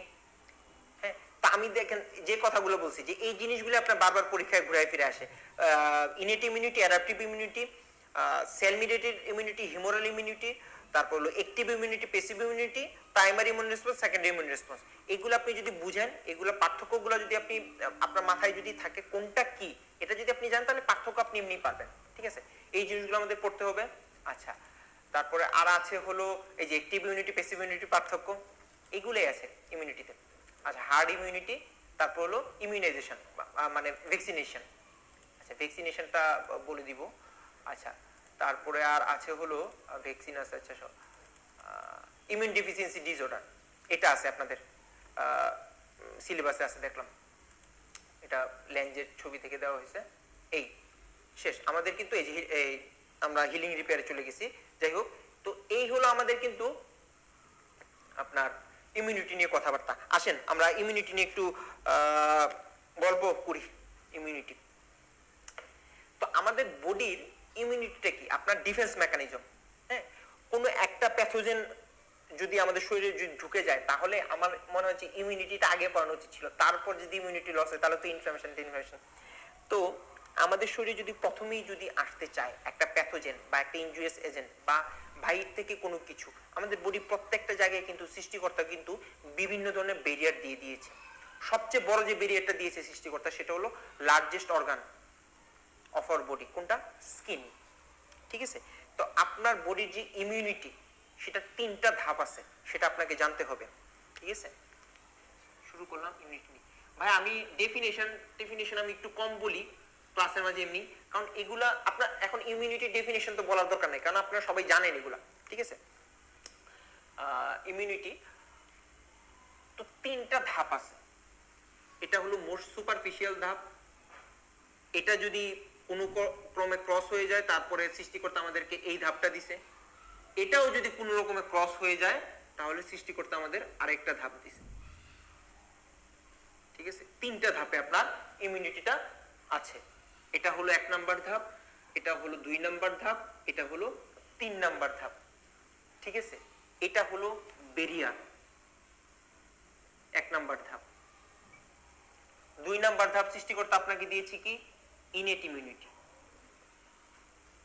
এবং 3 নাম্বার ধাপে সৃষ্টিকর্তা আপনাকে কি দিয়েছে? সেটা হলো অ্যাডাপটিভ ইমিউনিটি। তাহলে 1 নাম্বার ধাপে কি আছে? ব্যারিয়ার, তারপরে আছে হলো ইনেট ইমিউনিটি, তারপর হলো অ্যাডাপটিভ ইমিউনিটি। মনে রাখতে হবে ভাই, আপনার শরীরে কিছু যদি ঢুকতে চায় প্রথমে স্কিনটা সেটাকে বাধা দিবে। ঠিক আছে, চাইলেই সে ঢুকে ফেলতে পারবে না। তো প্রথম ধাপটা নিয়ে আমরা কথা বলি, ব্যারিয়ার নিয়ে কথা বলবো, তারপর ইনেট ইমিউনিটি, তারপর অ্যাডাপটিভে যাব। আসেন ব্যারিয়ার নিয়ে কথা বলি। ব্যারিয়ার কি কি আছে? ধরেন প্রথম ব্যারিয়ার যেটা আমি বললাম আপনাকে, যেটা আপনার পরীক্ষা সবচেয়ে বেশি থাকে, সেটা হলো স্কিন। ঠিক আছে, স্কিনটা হলো first barrier, first line of defence. ঠিক আছে, তো স্কিনটা কিভাবে আপনার ব্যারিয়ার হিসেবে কাজ করে? এটা 3 ধরনের ব্যারিয়ার হিসেবে কাজ করে কিন্তু স্কিনটা। ঠিক আছে, স্কিনটা 3টা ব্যারিয়ার হিসেবে কাজ করে, মনে রাখেন ভাইয়া, যদি কোথাও না পান তাহলে লিখে রাখেন। ফিজিক্যাল, কেমিক্যাল, বায়োলজিক্যাল, 3 ভাবেই ওরা কাজ করতে পারে। আপনার বডিতে অনেক সিক্রেশন আছে ভাইয়া। ঠিক আছে, রেসপিরেটরি ট্র্যাক্টে আপনার সিলিয়া আছে, ওরা আপনাকে মুভমেন্ট করে বাইরের ফরেন বডি আপনাকে বের করে দিবে। বডির বিভিন্ন কেভিটিতে অনেক সিক্রেশন আছে, ওই সিক্রেশন গুলা বাইরের এজেন্টটাকে ফরেন বডিকে ওরা কি বের করে দিবে। এই যে চোখের পানি, এটার মাঝেও তো আপনার অ্যান্টিব্যাকটেরিয়াল জিনিস আছে, এনজাইম আছে, লাইসোজোমাল এনজাইম আছে, তো ওরা কি করবে? ওটাকে কিল করে দিবে। সুতরাং আপনার বডিতে একটা প্যাথোজেন ঢোকা বা একটা ফরেন বডি ঢুকে একটা কিছু করা এত সহজ না। ফার্স্টে আমাদের সৃষ্টিকর্তা কি দিয়ে রাখছে? ব্যারিয়ার। হ্যাঁ, তো এই যে জিনিসগুলো আমি বলেছি আপনাদেরকে, এই জিনিসগুলাই দেখবেন যে আপনি ব্যারিয়ার ইয়েতে মেথডে আপনি পেয়ে যাবেন যে কি কি ব্যারিয়ার সিস্টেম আছে আপনার শরীরে। এই যে দেখবেন factors that limit entry of microorganism into the body। প্রথমে কি যে ক্যারাটিন লেয়ার অফ স্কিন, হ্যাঁ, তারপর আছে দেখেন লাইসোজোম ইন টিয়ার, যেটা বলেছি চোখের পানির মাঝে, তারপর যে রেসপিরেটরি সিলিয়া, হ্যাঁ, এই যে স্টমাকের যে আপনার যে পিএইচটা সেটা অ্যাসিডিক পিএইচ, কোনো একটা কিছু গেলেই তো ওই অ্যাসিডি তো সেটাকে কিল করে দেয়, ঠিক আছে। তো এই জিনিসগুলা আপনার আপনার বডিতে যে কোনো মাইক্রো অর্গানিজমের এন্ট্রিটাকে কি লিমিট করে দিবে। তো প্রথমে আমরা কি পড়লাম? ব্যারিয়ারটা পড়লাম, ঠিক আছে, যেটা first steps, first line of defence. হ্যাঁ, এটা আমরা পড়ে ফেলছি। তারপরে আমরা এটা যদি কোনো রকমে ক্রস করে যায়, এটা যদি কোনো ভাবে ক্রস করে যদি ফেলে এটা, তাহলে সে কি ফেস করবে তখন? সে তখন ফেস করবে হলো ইনেট ইমিউনিটি। আমি একটু স্পেস দিয়ে রাখলাম, ইননেট। এটা কেন ভাইয়া এরকম স্পেস করে রাখলাম ভাইয়া পুরা? কারণ হলো ইন মানে কি? ইন শব্দটা আসছে হলো ইনসাইড থেকে, আর নেট শব্দটা আসছে বার্থ থেকে, ঠিক আছে। তার মানে হলো ইনসাইড বার্থ মানে হলো আপনার জন্মের আগেই এই ইমিউনিটিটা সৃষ্টিকর্তা আপনার শরীরে দিয়ে দিয়েছে। আপনি পৃথিবীতে ভূমিষ্ঠ হচ্ছেন, মায়ের পেট থেকে বের হচ্ছেন, এর আগেই আপনার এই ইমিউনিটিটা গ্রো হয়ে যাচ্ছে। তার মানে দেখেন ভাই একদম সহজ করে বাংলা ভাষায় আমি বলে দিচ্ছি, ঠিক আছে। এইগুলা থেকে স্টেম আসলে মিস করবেন না, প্লাস ভুল করবেন না। আমার এই কথাগুলো যদি মনে রাখেন, আমি পার্থক্যগুলো দেখাবো পরে, প্রত্যেকটা পার্থক্যের পয়েন্ট আপনি এমনি জানবেন। এই কথাগুলো যদি একটু মনে রাখেন, একটু কষ্ট করে এই জায়গাটা একটু শুনতে হবে। জন্মের আগেই আপনার এটা ডেভেলপ হয়ে যাচ্ছে ইনেট ইমিউনিটিটা, ঠিক আছে। এবং আরেকটা ইমিউনিটি আপনার জন্মের পরে প্যাথোজেন যদি আপনার শরীরে আসে তাহলে ওটা ডেভেলপ করবে। আর এটা কি জন্মের আগে থেকে এটা আপনার তৈরি হয়ে যাচ্ছে। তাহলে কোনটা ওল্ডার, এটা না ওটা যেটা জন্মের পরে আসতেছে? অবশ্যই এটা কি ওল্ডার। এটা হলো জন্মের আগে থেকে আসতেছে, এটা ওল্ডার ইমিউনিটি। আচ্ছা, এটাতে ব্যারিয়ার মেকানিজম পাওয়া যাবে। ওই যে ব্যারিয়ার মেকানিজম যে দেখাইছে, এই যে দেখেন, এই যে factors limit the entry of microorganism into the body, এটা কিন্তু important components of innate immunity, ঠিক আছে। তো ব্যারিয়ার মেকানিজম পাওয়া যাবে ইনেট ইমিউনিটিতে। আচ্ছা, তারপরে ওরা তো আগে থেকেই তৈরি হয়ে আসছে না? জন্মের আগে থেকেই তৈরি হয়ে আসছে। এখন সে তো জন্মের আগে থেকেই জানে না যে জন্মের পরে আপনার শরীরে কোন প্যাথোজেনটা ঢুকতেছে। ও কি রেসপিরেটরি ট্র্যাক্টে ক্ষতি করবে, ও কি জিআই ট্র্যাক্টে ক্ষতি করবে, কোন প্যাথোজেন লাল আসতেছে, সবুজ আসতেছে, কালো আসতেছে, কোন প্যাথোজেন আসতেছে সে তো জানে না। তো ওর একটা সেটআপ করা আছে, একটা প্যাথোজেনেসিস, ওর একটা মেকানিজম সেটআপ করা আছে। ও কাগজ আসলেও কাঁচি দিয়ে কাটতে চায়, কাঠ আসলেও কাঁচি দিয়ে কাটতে চায়, কলম আসলেও কাঁচি দিয়ে কাটতে চায়, ডাস্টার আসলেও কাঁচি দিয়ে কাটতে চায়, ঠিক আছে। মানে কি ওর এই যে কিলিং যে এবিলিটিটা সেটা হলো নন স্পেসিফিক, সবার জন্যই সেম, ঠিক আছে। ওর কিলিং এবিলিটিটা হলো নন স্পেসিফিক, মানে কাগজ আসলে কাঁচি দিয়ে কাটবে, কাঠ আসলে কুড়াল দিয়ে কাটবে, ওর এরকম স্পেসিফিক করা নাই। ও সবার জন্যই same type of killing mechanism, ঠিক আছে। Similar for all pathogen, similar for all pathogen, ঠিক আছে। তাহলে আমি ইনেট ইমিউনিটি নিয়ে কি বলছি? জন্মের আগে আসবে ইনসাইড বার্থ, জন্মের আগে আসবে এটা ওল্ডার ইমিউনিটি, এটাতে ব্যারিয়ার মেকানিজম আছে, তারপরে এটা non specific, similar for all pathogen, ঠিক আছে। আচ্ছা, তো এই ইনেট ইমিউনিটি যখন বললাম, দেখবেন যে ইনেট ইমিউনিটিতে দেখেন, এই যে নিচে দেখেন ইনেট ইমিউনিটিতে কিছু সেলস আছে। এই সেলস গুলো সম্বন্ধে একটা দুইটা লাইন একটু জেনে রাখবেন, ঠিক আছে। এই যে ইনেট ইমিউনিটি সম্বন্ধে যখন আমরা জানলাম, তো এখানে কিছু কিছু সেল আছে, যেমন নিউট্রোফিল, এটা সবচেয়ে বেশি থাকে 60 to 70%, আপনারা সবাই জানেন, ঠিক আছে। এটা মেইন কাজটা কি? মেইন কাজটা হলো এখানে ফ্যাগোসাইটোসিস করা। মেইন কাজটা কি এখানে? ফ্যাগোসাইটোসিস করা, তাই তো? আচ্ছা, তারপর আরেকটা সেল নিয়ে যদি একটা দুইটা যদি যেগুলো থেকে এমসিকিউ আসতে পারে আমি সেগুলো নিয়ে কথা বলতেছি। মাস্ট সেল, ওরা কই থাকে? ওরা মেইনলি থাকে হলো কানেকটিভ টিস্যুতে, মিউকোসা, এইগুলো জায়গায় ওরা বেশি থাকে। কোন ধরনের রিঅ্যাকশনের সাথে মাস্ট সেলের বেশি ইয়েটা আছে, ডিগ্রেডেশন অফ মাস্ট সেল হলে সেখানে অ্যালার্জিক রিঅ্যাকশন দেখা যেতে পারে। অ্যালার্জিক রিঅ্যাকশনের সাথে এই সেলটার রিলেশন আছে। আচ্ছা, নিউট্রোফিল বললাম ফ্যাগোসাইটোসিস, মাস্ট সেল ডিগ্রেডেশন হলে অ্যালার্জিক রিঅ্যাকশন, তাই তো? আচ্ছা, তারপর আরেকটা সেল নিয়ে যদি কথা বলি আমি, ডেনড্রাইটিক সেল। ডেনড্রাইটিক সেল ওটা কি একটা অ্যান্টিজেন প্রেজেন্টিং সেল হিসেবে কাজ করবে। অ্যান্টিজেন প্রেজেন্টিং সেল, একটা দুষ্টু লোক আসলো, দুষ্টু লোকের ক্যারেক্টারটা সে টি সেলের কাছে প্রকাশ করে দিবে। দুষ্টু লোক থেকে ওই যে ফরেন বডি থেকে ইনজুরিয়াস এজেন্টটা থেকে অ্যান্টিজেনটা নিয়ে এসে টি সেলের কাছে সে প্রকাশ করে দিবে। এই যে এই হলো অ্যান্টিজেন, এই ধরনের একটা ইনজুরিয়াস এজেন্ট আছে, তুমি যাও গিয়ে কিল করো। এই কাজটা করে হলো dendritic cell, antigen presenting cell. ঠিক আছে, আরেকটা সেল নিয়ে যদি কথা বলতে চাই সেটা হলো ন্যাচারাল কিলার সেল। এটা বডির যে ইনফেক্টেড সেলগুলো আছে সেগুলোকে সে কিল করবে। বডির যে ইনফেক্টেড সেলগুলো আছে সেগুলো সে কিল করবে। ঠিক আছে, আচ্ছা, এই হলো আপনার ইনেট ইমিউনিটির কিছু important cell, neutrophil, mast cell, dendritic cell, natural killer cell. ঠিক আছে, এই সেলগুলোর এই যে আমি যে একটা দুইটা করে ফাংশন একটু বলছি, ফ্যাগোসাইটোসিস, অ্যালার্জিক রিঅ্যাকশন, এটা অ্যান্টিজেন প্রেজেন্টিং সেল হিসেবে কাজ করে, ওটা বডির ইনফেক্টেড সেলগুলোকে কিল করে। একটা দুইটা লাইন একটু জেনে রাখবেন। এইগুলো আমাদের ইনেট ইমিউনিটি। আসেন অ্যাডাপটিভ ইমিউনিটিতে। আচ্ছা, অ্যাডাপটিভ ইমিউনিটিটা কি? অ্যাডাপটিভ ইমিউনিটির আরেকটা নেম হলো অ্যাকোয়ার্ড ইমিউনিটি।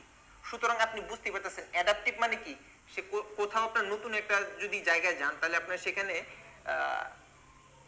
অভ্যস্ত হতে একটু সময় লাগে। ঠিক আছে, কারণটা কি? ওই জায়গাটা আপনার কাছে নতুন, তাই না? ওই জায়গাটা আপনার কাছে নতুন, এই কারণে অ্যাডাপটিভ হতে একটু সময় লাগে। এবং ওই জায়গাটা আপনি নিজেকে অ্যাকোয়ার করতে হবে, আপনাকে নিজেকে ওখানে থাকার নিজস্ব অভ্যাস আপনাকে ক্রিয়েট করতে হবে।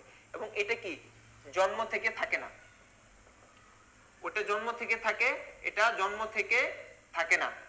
ঠিক আছে, আপনার বডিতে কোনো প্যাথোজেন এক্সপোজার হলো, আজকে কোনো ইনফেকশন আপনার ইনফেক্টিং এজেন্ট আপনার বডিতে ঢুকলো, ওরা কি একটা ইমিউন রেসপন্স করবে। একটা জিনিস মনে রাখেন যে আপনি প্রথম একটা লোকের সাথে আপনার পরিচয় হলো, একদম অপরিচিত একটা লোকের সাথে আপনার পরিচয় হলো, ওই দিন আপনার ফার্স্ট পরিচয়, ওই দিন আপনার দেখবেন যে একটু কথাবার্তা হয়েছে, একটু চেনা পরিচয় হয়েছে। ওই সেম লোকটার সাথে আপনার যদি 1 মাস পরে দেখা হয়, ওই দিনের দেখা সাক্ষাৎটা হবে কিন্তু অন্যরকম। কারণ তখন একজন আপনারা দুজন কি পরস্পরকে জানেন, চিনেন। ঠিক আছে, প্রথম দিনের যে কথাবার্তা ওই দিনে একটু অস্পষ্টতা থাকবে, একটু দুজনের মাঝে একটু গ্যাপ থাকবে, সবকিছু থাকবে। কিন্তু এই যে চীনা পরিচয় হয়ে যাওয়ার পরে 1 মাস পরে বা 1.5 মাস পরে যে কথাবার্তাটা, ওইটার মাঝে ওই গ্যাপটা কম থাকবে, একটু রিলেশনশিপটা একটু বেশি গাঢ় থাকবে। এই জিনিসটাই করে হলো অ্যাকোয়ার্ড ইমিউনিটি। ওরা জন্ম থেকে থাকে না, ওরা নিউলি অ্যাকোয়ার্ড করতে হয়। ফার্স্ট টাইম কোনো প্যাথোজেন যদি এক্সপোজার ঘটে কারো শরীরে, তাহলে সে একটা রেসপন্স দিবে, তার এগেইনস্টে একটা রেসপন্স দিবে। সেম প্যাথোজেন যদি আবার রিএক্সপোজার হয় 1.5 মাস পরে, 2 মাস পরে, 1 বছর পরে, তার কি ইমিউন রেসপন্সটা কি আরো ডাবল হয়ে যায়, ট্রিপল হয়ে যায়, আরো বেশি হয়। কারণটা কি? Because of memory. Because of memory, কারণ বডি জানে যে এই প্যাথোজেনটা আমার কাছে এর আগে একবার এসেছিল, তখনই তার মেমোরিটা সেট আপ হয়ে গেছে। আবার যখন অনেকদিন পরে এই প্যাথোজেনটা আসছে, বডি ঠিকই তাকে রেকগনাইজ করে ফেলছে। প্রথমবার যতটুকু ইমিউন রেসপন্স দিয়েছিল, এবার আরো অনেক বেশি ইমিউন রেসপন্স দিবে। ঠিক আছে, তাহলে মেমোরিটা কোথায় আছে? ইনেট ইমিউনিটি না অ্যাকোয়ার্ড ইমিউনিটি? মনে থাকে যাতে অ্যাকোয়ার্ড ইমিউনিটিতে আছে। ঠিক আছে, এবং ফার্স্ট এক্সপোজারে যে ইমিউন রেসপন্সটা পাওয়া যাবে, সাবসিকুয়েন্ট এক্সপোজারে এর থেকে অনেক বেশি রেসপন্স পাওয়া যাবে। আচ্ছা, তো আমরা এই হলো অ্যাকোয়ার্ড ইমিউনিটি। ইনেট ইমিউনিটির সেল নিয়ে আমরা কথা বলছি, এখন তো অ্যাকোয়ার্ড ইমিউনিটির সেল নিয়েও কিছু কথা বলা লাগে। অ্যাকোয়ার্ড ইমিউনিটির সেল নিয়ে যদি কথা বলি, দুইটা সেল, একটা হলো বি সেল, একটা হলো টি সেল। এটা আছে বোন মেরুতে, এটা আছে থাইমাসে। ঠিক আছে, বি সেলটা কি করবে? প্লাজমা সেল থেকে অ্যান্টিবডি প্রোডাকশন করবে। বি সেল প্লাজমা সেল থেকে অ্যান্টিবডি প্রোডাকশন করবে। এই কারণে এটাকে বলবো আমরা হিউমোরাল ইমিউনিটি। এটাকে বলবো হিউমোরাল ইমিউনিটি, কারণ অ্যান্টিবডি প্রোডাকশন করতেছে, ঠিক আছে। আর টি সেলটা দুইটা ভাগে ভাগ হবে, হেল্পার টি সেল আর হলো cytotoxic T cell. Helper T cell আর হলো সাইটোটক্সিক টি সেল, এটাকে আমরা বলি CD4, এটাকে আমরা বলি CD8 সেল। এটাকে বলি CD4 সেল, এটাকে CD8 সেল। CD8 সেলটাকে হেল্প করে হলো এই CD4 সেল, এই কারণে এটাকে আমরা বলি হেল্পার টি সেল। কিভাবে হেল্প করে এটা আমরা পরে দেখাচ্ছি, যখন ডায়াগ্রাম আঁকবো তখন বুঝতে পারবেন। আপাতত জাস্ট একটু সেলগুলোর নামটা জেনে রাখেন। দুই ধরনের সেল দিয়ে adaptive immunity, B cell, T cell. এটা আছে বোন মেরুতে, এটা আছে থাইমাসে। এটা আপনার ওই বি সেলটা প্লাজমা সেল থেকে অ্যান্টিবডি প্রোডাকশন করে, যার কারণে এটা হিউমারাল ইমিউনিটি। আর টি সেলটাকে দুইটা সেলে ভাগ করি আমরা, helper T cell, cytotoxic T cell. Mainly কিলিংটা করে হলো সাইটোটক্সিক টি সেল, ও মেইনলি কিলিংটা করে, এটাতে হেল্প করে হলো CD4 সেল। হ্যাঁ, এই কারণে এটাকে বলি আমরা হেল্পার টি সেল। এটা হলো সেলুলার ইমিউনিটি, ওটা হলো হিউমারাল ইমিউনিটি, এটা হলো সেলুলার ইমিউনিটি, ঠিক আছে। এই যে অ্যান্টিবডি প্রোডাকশন হয়, অ্যান্টিবডিটা দেখতে কি রকম আপনারা তো সবাই জানেন। অ্যান্টিবডিটা দেখতে এরকম না, অ্যান্টিবডিটা দেখতে থাকে এরকম, ঠিক আছে। এই যে টার্মিনাল এন্ডের এখানে এসে এই যে অ্যান্টিজেন গুলা লাগে, অ্যান্টিজেন অ্যান্টিবডি রিঅ্যাকশন যে হয়, এই যে টার্মিনাল এন্ডে এসে লাগে, ঠিক আছে। বাংলাদেশে কি ফেলছি তো, এই যে টার্মিনাল এন্ডে এসে লাগে, তখনই এই অ্যান্টিজেনটার এগেইনস্টে এই যে অ্যান্টিবডিটা যে প্রোডাকশন হচ্ছে, এবং এই অ্যান্টিবডিতে এই যে অ্যান্টিজেনের এগেইনস্টে আপনার মেমোরি ক্রিয়েট হয়ে যায়, এই যে টার্মিনাল এন্ডে মেমোরি ক্রিয়েট হয়ে যায়। আচ্ছা, তো এই হলো অ্যাকোয়ার্ড ইমিউনিটির দুইটা cell, B cell, T cell, humoral immunity, cell mediated immunity. এটা আমরা আরেকটু পরে আমরা একটু ডেসক্রিপশনে যাব, humoral immunity, cell mediated immunity. Just আমি সেল দুইটা দেখালাম। আচ্ছা, আরেকটা জিনিস আছে, আমি তখন ইনফ্লামেশন টপিকসে বলেছিলাম যে একটু পরে বলবো, অপসোনাইজেশন। অপসোনাইজেশনটা কি একটু দেখেন। অপসোনাইজেশনটা হলো, ধরেন একটা প্যাথোজেন আসলো, ঠিক আছে। অপসোনাইজেশনটা হলো এই প্যাথোজেনটাকে আমরা চিনব কিভাবে, যেটা প্যাথোজেন, এটাকে তো আমাদের কিল করতে হবে, ওই যে রেকগনিশন, তো রেকগনাইজ করতে হবে। রেকগনিশনের জন্য অ্যান্টিবডিটা কি করে, এই প্যাথোজেনকে ও চারদিক থেকে ঘিরে ফেলে, পুরা অ্যান্টিবডি দিয়ে অ্যান্টিবডিটা চারদিক থেকে করে ঘিরে ফেলে। এই প্যাথোজেনকে অ্যান্টিবডি চারদিক থেকে ঘিরে ফেলে, ঠিক আছে। ঘিরে ফেলে, অ্যান্টিবডির চারদিক থেকে ঘিরে ফেলে, তখন নিউট্রোফিল এসে দেখে যে অ্যান্টিবডিটা চারদিক থেকে ওরে ঘিরে ফেলছে, তার মানে এটাই কি প্যাথোজেনটা, ঠিক আছে। এই যে অ্যান্টিবডিটা চারদিক থেকে প্যাথোজেনটাকে কোট করে ফেলতেছে, অ্যান্টিবডিটাতে চারদিক থেকে প্যাথোজেনটাকে কোট করে নিউট্রোফিলের সামনে প্রেজেন্ট করতেছে, এটাই, এই প্রসেসটাকে আমরা বলি অপসোনাইজেশন। অনেকগুলো অপসোনিন আছে, মেইনলি হলো ইমিউনোগ্লোবিন জি, C3b, এছাড়াও আছে সি রিঅ্যাক্টিভ প্রোটিন, ঠিক আছে। এই ধরনের কিছু অপসোনাইজেশন আছে। এই প্রসেসটাকে আমরা কি বলতেছি, অপসোনাইজেশন। যখন প্যাথোজেনটাকে কোনো অ্যান্টিবডি চারদিক থেকে ঘিরে ফেলবে বা কোট করে ফেলবে এবং নিউট্রোফিলের বা ফ্যাগোসাইটিক সেলের সামনে রিপ্রেজেন্ট করবে, তখন আমরা তাকে কি বলবো, অপসোনাইজেশন। এখন আসেন, ইমিউনিটি বলে ফেলছি, অ্যাডাপটিভ ইমিউনিটি বলে ফেলছি, এই দুইটা ডিফারেন্স নিয়ে কথা বলি। ইনেট ইমিউনিটি জন্মের আগে থাকবে, অ্যাডাপটিভ ইমিউনিটি জন্মের পরে থাকবে। ইনেট ইমিউনিটিটা নন স্পেসিফিক, অ্যাডাপটিভ ইমিউনিটিটা স্পেসিফিক। ইনেট ইমিউনিটিটা যেহেতু জন্মের আগে থেকে রেডি হয়ে আছে, আর অ্যাকিউট ইমিউনিটি কি, যদি প্যাথোজেন ঢুকে তাহলে কাজ করবে, প্যাথোজেন না ঢুকলে সে কাজ করবে না। তাহলে কোনটা ফাস্টার অ্যাকশন, অবশ্যই ইনেট ইমিউনিটি, কারণ এটা প্রিফর্মড, এটা আগে থেকে আপনার হয়ে আছে। আচ্ছা, বাট লঙ্গার লাস্টিং করবে কোনটা, ফাস্টার র্যাপিড অনসেট তো innate immunity, but long lasting করবে অ্যাকোয়ার্ড ইমিউনিটি, ঠিক আছে। মেমোরি আছে কোথায় আপনারা সবাই জানেন, মেকানিক্যাল ব্যারিয়ার আছে কোথায়, ইনেট ইমিউনিটিতে। তাহলে জন্মের আগে থাকতেছে ইনেট ইমিউনিটি, এটা নন স্পেসিফিক, অ্যাকোয়ার্ডটা জন্মের পরে থাকতেছে, ওটা স্পেসিফিক। তারপরে ইনেটটাতে মেকানিক্যাল ব্যারিয়ার আছে, অ্যাকোয়ার্ডটাতে মেমোরি আছে। ফাস্টার অ্যাকশন করবে হলো innate immunity, but longer lasting করবে অ্যাকোয়ার্ড ইমিউনিটি। এই হলো ইনেট ইমিউনিটি অ্যাকোয়ার্ড ইমিউনিটির মাঝে ডিফারেন্স। এখন আসেন আমরা এখন কি নিয়ে কথা বলবো, অ্যাক্টিভ ইমিউনিটি, প্যাসিভ ইমিউনিটি কথা বলবো, যেটা অ্যাডাপটিভ ইমিউনিটি অথবা অ্যাকোয়ার্ড ইমিউনিটির আরেক দুইটা ভাগ, ঠিক আছে। ইনেট ইমিউনিটি তো আমরা পড়ে ফেলছি, তারপর আমরা অ্যাডাপটিভ বললাম। অ্যাডাপটিভের দুইটা ভাগ হলো, একটা হলো অ্যাক্টিভ আর একটা হলো প্যাসিভ। আচ্ছা, অ্যাক্টিভ ইমিউনিটি প্যাসিভ ইমিউনিটি নিয়ে জানতে হলে আপনাকে আগে জানতে হবে যে অ্যাক্টিভ ইমিউনিটিটা কি। অ্যাক্টিভ ইমিউনিটিটা হলো, ধরেন আপনার শরীরে কোনো অ্যান্টিজেন ঢুকলো, ধরেন একটা প্যাথোজেন ঢুকলো, সেটা তো আপনার অ্যান্টিজেন হিসেবে কাজ করবে। অ্যান্টিজেন ঢুকলো, তার এগেইনস্টে কি অ্যান্টিবডি প্রোডাকশন হবে, এটা হলো একটা ইমিউনিটি। আপনার শরীরে অ্যান্টিজেন ঢুকলো বা প্যাথোজেন ঢুকলো, তার এগেইনস্টে কি অ্যান্টিবডি প্রোডাকশন হবে, এটা হলো একটা ইমিউনিটি, যেটাকে আমরা বলতেছি অ্যাক্টিভ ইমিউনিটি। আর প্যাসিভ ইমিউনিটিটা হলো অলরেডি অ্যান্টিবডি প্রোডাকশন আছে, যখন দরকার আমরা তখন ডেলিভারি করে দিচ্ছি, যখন দরকার তখন আমরা দিয়ে দিচ্ছি। বুঝা গেছে? অ্যাক্টিভ ইমিউনিটিটা হলো অ্যান্টিজেন এন্ট্রি হলো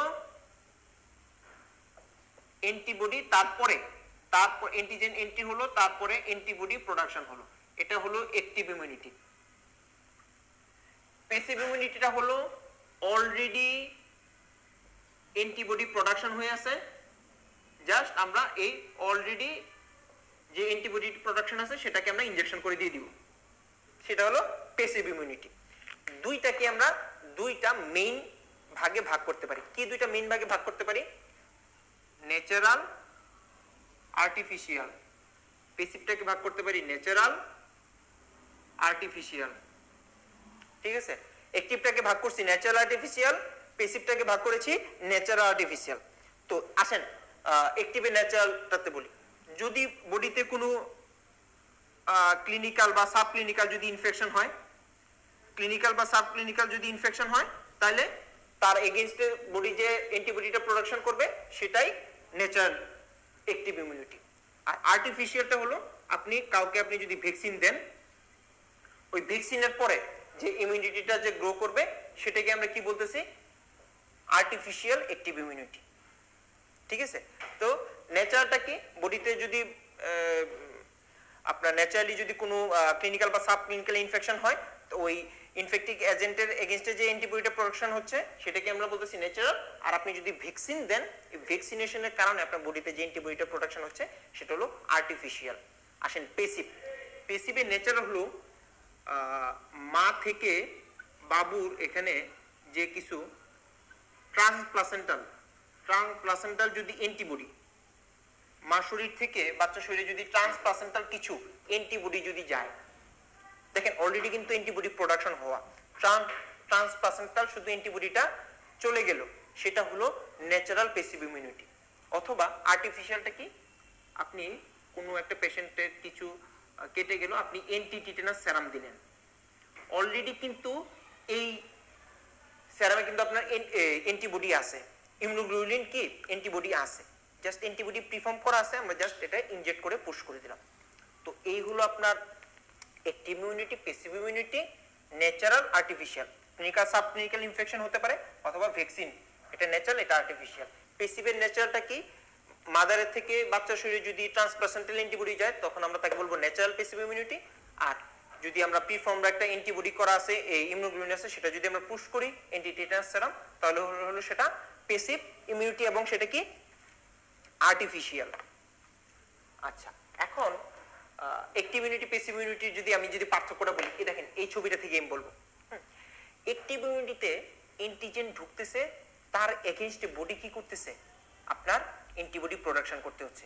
আর এখানে আমরা সরাসরি অ্যান্টিবডি প্রোডাকশন করতেছি, তাহলে কোথায় বডিকে কাজ করতে হচ্ছে আপনি বলেন? অ্যাক্টিভ ইমিউনিটি না প্যাসিভ ইমিউনিটি?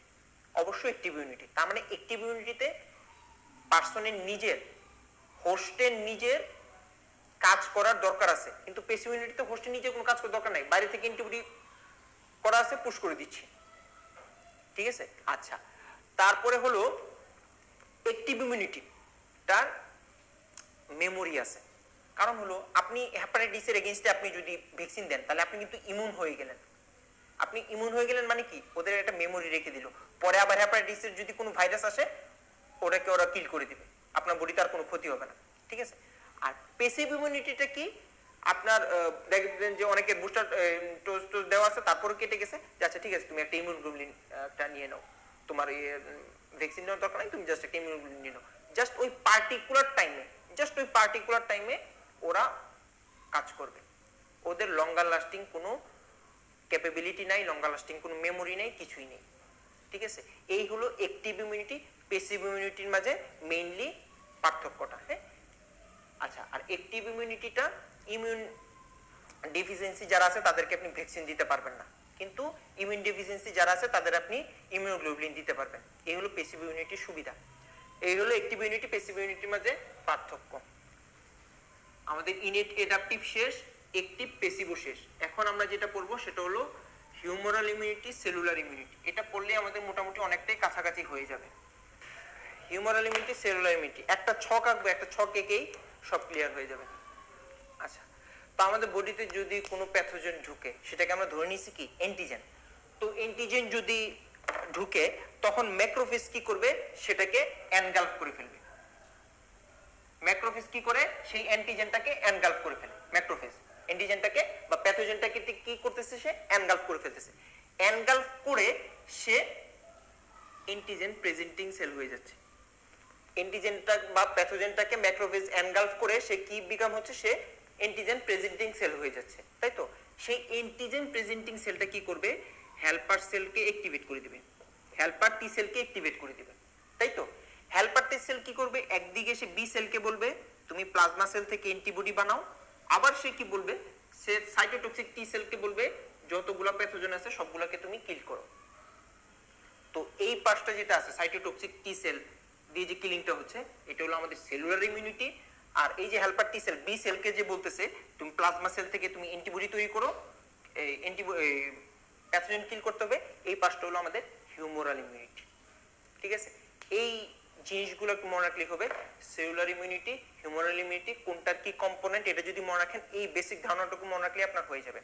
যখন কোন বডিতে কোনো ইনফেক্টিভ অর্গানিজম আসে বা প্যাথোজেন আসে, তখন ম্যাক্রোফেজ কি করে, সেটাকে এনগালফ করে।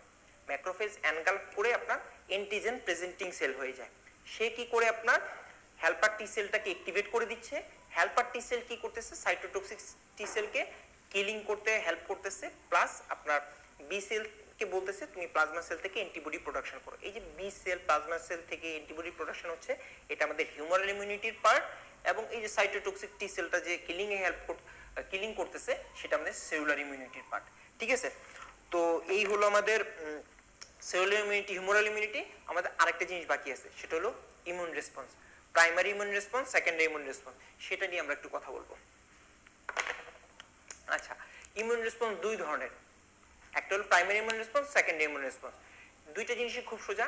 আপনি আপনার শরীরে যখন প্রথম কোনো প্যাথোজেন ঢুকলো, বডি তার এগেইনস্টে যে ইনিশিয়ালি যে ইমিউন রেসপন্সটা শো করে, সেটা হলো প্রাইমারি ইমিউন রেসপন্স। ঠিক সেম প্যাথোজেন যখন আরো কিছুদিন পরে যখন আপনার বডিতে যখন প্রবেশ করবে, তখন বডি যে রেসপন্সটা যে শো করে, সেটাকে আমরা বলবো সেকেন্ডারি ইমিউন রেসপন্স। একটা গ্রাফ দেখাচ্ছি, এই একটা গ্রাফ দেখলে আপনার primary immune response, secondary immune রেসপন্সের যে ডিফারেন্সটা আছে, আপনার সেটা ক্লিয়ার হয়ে যাবে। আচ্ছা, একটা গ্রাফ দেখাচ্ছি, একটা গ্রাফ দেখলে আপনার সবগুলা পার্থক্যের পয়েন্ট আপনার ক্লিয়ার হয়ে যাবে। দেখেন, ধরেন এটা আমি নিচে দিলাম ডে, দিন দিলাম, আর এদিকে দিলাম ধরেন অ্যান্টিবডি। এটা ধরেন 5তম দিন, এটা 10, এটা 15, এটা 20। ঠিক আছে, এটা অ্যান্টিবডির লেভেল, এটা অ্যান্টিবডির লেভেল, এটা অ্যান্টিবডির লেভেল। তো পঞ্চম দিনে আপনার শরীরে একটা অ্যান্টিবডি আসলো, এই সরি প্যাথোজেন আসলো। তো পঞ্চম দিনে আপনার বডিতে একটা প্যাথোজেন আসলো, তার এগেইনস্টে বডি একটা ইমিউন রেসপন্স শো করবে, অ্যান্টিবডি প্রোডাকশন হবে। তো অ্যান্টিবডি প্রোডাকশন হচ্ছে, তো এখন এই প্যাথোজেনটাকে কিল করতে তো আরো তো অ্যান্টিবডি দরকার, আরো অ্যান্টিবডি দরকার। তো 10ম দিনে দেখা গেল যে অ্যান্টিবডির মাত্রাটা প্রচুর বেড়ে গেছে, এবং এই অ্যান্টিবডি দিয়ে এই প্যাথোজেনটাকে সে কিল করে ফেলতেছে। প্যাথোজেনটাকে কিল করে ফেললো, যে ভাই আমার আর অ্যান্টিবডি দরকার নাই, ও ফল করে গেল। তাহলে আপনি দেখেন, আপনার পঞ্চম দিনে আপনার একটা শরীরে একটা দুষ্টু চলে আসলো, প্যাথোজেন চলে আসলো। ওই প্যাথোজেনটাকে কিল করার জন্য অ্যান্টিবডি, দেখেন বডির যে ইমিউন রেসপন্স, অ্যান্টিবডিটা আসতেছে না, এই প্যাথোজেনটাকে কিল করার জন্য আমার আরো অ্যান্টিবডির দরকার। একটা রাইজ হলো, রেপিড রাইজ হলো, প্যাথোজেন কিল করে ফেলছে, অ্যান্টিবডি আবার ফল ডাউন করলো। ঠিক আছে, আচ্ছা, সেম প্যাথোজেন আবার দেখেন 15তম দিনে ও আবার চলে আসলো। 15 না, 15তম দিনে তো এখানে নামাই ফেলছি আমি, ধরেন 17তম দিনে ও এই প্যাথোজেনটা আবার চলে আসলো, 17তম দিনে এই প্যাথোজেনটা আবার চলে আসলো। তখন কি হবে, এই প্যাথোজেনটাকে তো বডি আগে থেকেই চিনে, কারণ কি এখানে মেমোরি আছে একটা, বডি ওর মাঝখানে প্রথমবার যে আসছিল সে তো ছবি তুলে রাখছে, সেলফি তুলে রাখছে, সে মেমোরি আছে বডিতে একটা, ঠিক আছে। তো তখন যে ইমিউন রেসপন্সটা দিছিল, এখন ইমিউন রেসপন্সটা হবে তার থেকে ডাবল, এবং ডাবল হওয়ার সাথে সাথে কি প্যাথোজেনটা কিল হয়ে যাবে, প্যাথোজেনটা মারা যাবে, তখন সাথে সাথে আবার সে ফল ডাউন করবে। তাহলে দেখেন এই প্যাথোজেনটা যখন ফার্স্ট ইয়ার ছিল তখন ইমিউন রেসপন্সটা দেখেন প্যাথোজেন কিল হয়েছে আবার ডাউন করছে, সেই প্যাথোজেনটা আবার যখন পরে আসছে তখন ইমিউন রেসপন্সটা দেখেন কত উপরে, এবং প্যাথোজেনটা কিল করার পরে সে ফল করছে। এখন আমি আপনাদের একটু পার্থক্যগুলো দেখাই। দেখেন primary immune response, second immune response, exposure two antigen first time, second time অথবা সাবসিকুয়েন্ট। আচ্ছা, ল্যাগ পিরিয়ড বা latent period before antibody detected, এটা লং, এটা শর্ট। দেখেন আমার এই যে প্রথমবার অ্যান্টিবডিটা প্রোডাকশন হইতে সময় নিছিল না, আস্তে আস্তে তৈরি হয়েছে, আর তখন কি সাথে সাথেই তৈরি হয়েছে। তো প্রাইমারি ইমিউন রেসপন্সে একটা ল্যাটেন্ট পিরিয়ড থাকবে, কিন্তু সেকেন্ডারি ইমিউন রেসপন্সে সেটা অনেক কম থাকবে। আচ্ছা, ইমিউনোগ্লোবিন গাছ এমজি, এটা আপনারা জানেন। Amount of antibody production low high, দেখেন এটাতে অ্যান্টিবডি প্রোডাকশনের রেটটা দেখেন, আর এটাতে অ্যান্টিবডি প্রোডাকশনের রেটটা দেখেন, আপনারা নিজেই বুঝতে পারবেন কোনটা লো কোনটা হাই। আচ্ছা, ডিউরেশন অফ অ্যান্টিবডি রেসপন্স দেখেন শর্ট লং। আচ্ছা, মেমোরি সেল নো ইয়েস, কোনটাতে আছে সেকেন্ডারি, এই দেখেন সেকেন্ডারিতে মেমোরি সেলটা আছে না, কারণ সে তো আগে থেকে ওকে চিনে। সেকেন্ডারিতে সেকেন্ড টাইম যখন ওই সেম প্যাথোজেনটা আবার আসবে, ও আগে থেকে চিনে রাখছে, মেমোরিটা আছে, ও কি করবে তখন সেটা ডাবলিং করে ইমিউন রেসপন্সটা দিবে। Yes, dose of antigen required large small. যাই হোক, এই হলো আপনাদের primary immune response, secondary immune response. তো এই হলো আপনাদের ইমিউনিটি নিয়ে কথাবার্তা। আর এখানে ভ্যাকসিন আছে, ভ্যাকসিন নিয়ে আমি কিছু ভ্যাকসিন নিয়ে বলার আগে বলে দিই যে এখানে ইমিউনি ডেফিসিয়েন্সি ডিসঅর্ডার আছে। ইমিউন ডেফিসিয়েন্সি ডিসঅর্ডার এখানে বলার কিছু নেই, এগুলো মুখস্থ করে ফেলতে হবে। এখানে যে চার্টগুলো আছে, এই যে বি সেল ডেফিসিয়েন্সিতে কি হয়, টি সেল ডেফিসিয়েন্সিতে কি হয়, এই চার্টগুলো একটু মুখস্থ করে ফেলতে হবে। কমপ্লিমেন্ট ডেফিসিয়েন্সিতে কি হয় এখানে বলার কিছু নাই। ভ্যাকসিন নিয়ে কোনটা লাইভ ভ্যাকসিন, কোনটা কিল ভ্যাকসিন, কোনটা সাব ইউনিট ভ্যাকসিন, এটাই আপনাদের পরীক্ষায় আসবে। ঠিক আছে, আপনাদের পরীক্ষায় এটাই আসবে, কোনটা লাইভ ভ্যাকসিন, কোনটা কিল ভ্যাকসিন, কোনটা সাব ইউনিট ভ্যাকসিন, এই জিনিসটা আপনাদের পরীক্ষা আসবেন। এই জিনিসটা খুব ভালো করে আপনাদের পড়ে রাখতে হবে। আমার ছোট্ট একটা মেমো নিস আছে, মাই টিভি ভিআইপি স্যার। ঠিক আছে, এখানে আপনি টিভি একটু অন্যভাবে লেখা আছে, অন্যভাবে ইয়ে করেন না। আচ্ছা, এম দিয়ে হলো এমএমআর, এটা হলো লাইভ ভ্যাকসিন। ঠিক আছে, এখানে যা লিখছি আমি সবগুলো লাইভ ভ্যাকসিন। ওয়াই দিয়ে হলো ইয়েলো ফিভার, টিবিতে হলো টিউবারকুলোসিস বা বিসিজি আপনারা যেটা বলবেন, ভি দিয়ে হলো ভেরিসেলা, আই দিয়ে হলো ইনফ্লুয়েঞ্জা, পি দিয়ে পোলিও, এস দিয়ে স্মল পক্স, এ দিয়ে এডেনো, আর দিয়ে রোটা। ঠিক আছে, MMR, yellow fever, BCG, ভেরিসেলা, influenza, polio, small pox, adeno, rota, এগুলো হলো লাইভ ভ্যাকসিন। ঠিক আছে, কিল ভ্যাকসিন আর সাব ইউনিট ভ্যাকসিনের নামগুলো একটু দেখে নিন। এই হলো আপনাদের ইমিউনিটি নিয়ে কথাবার্তা।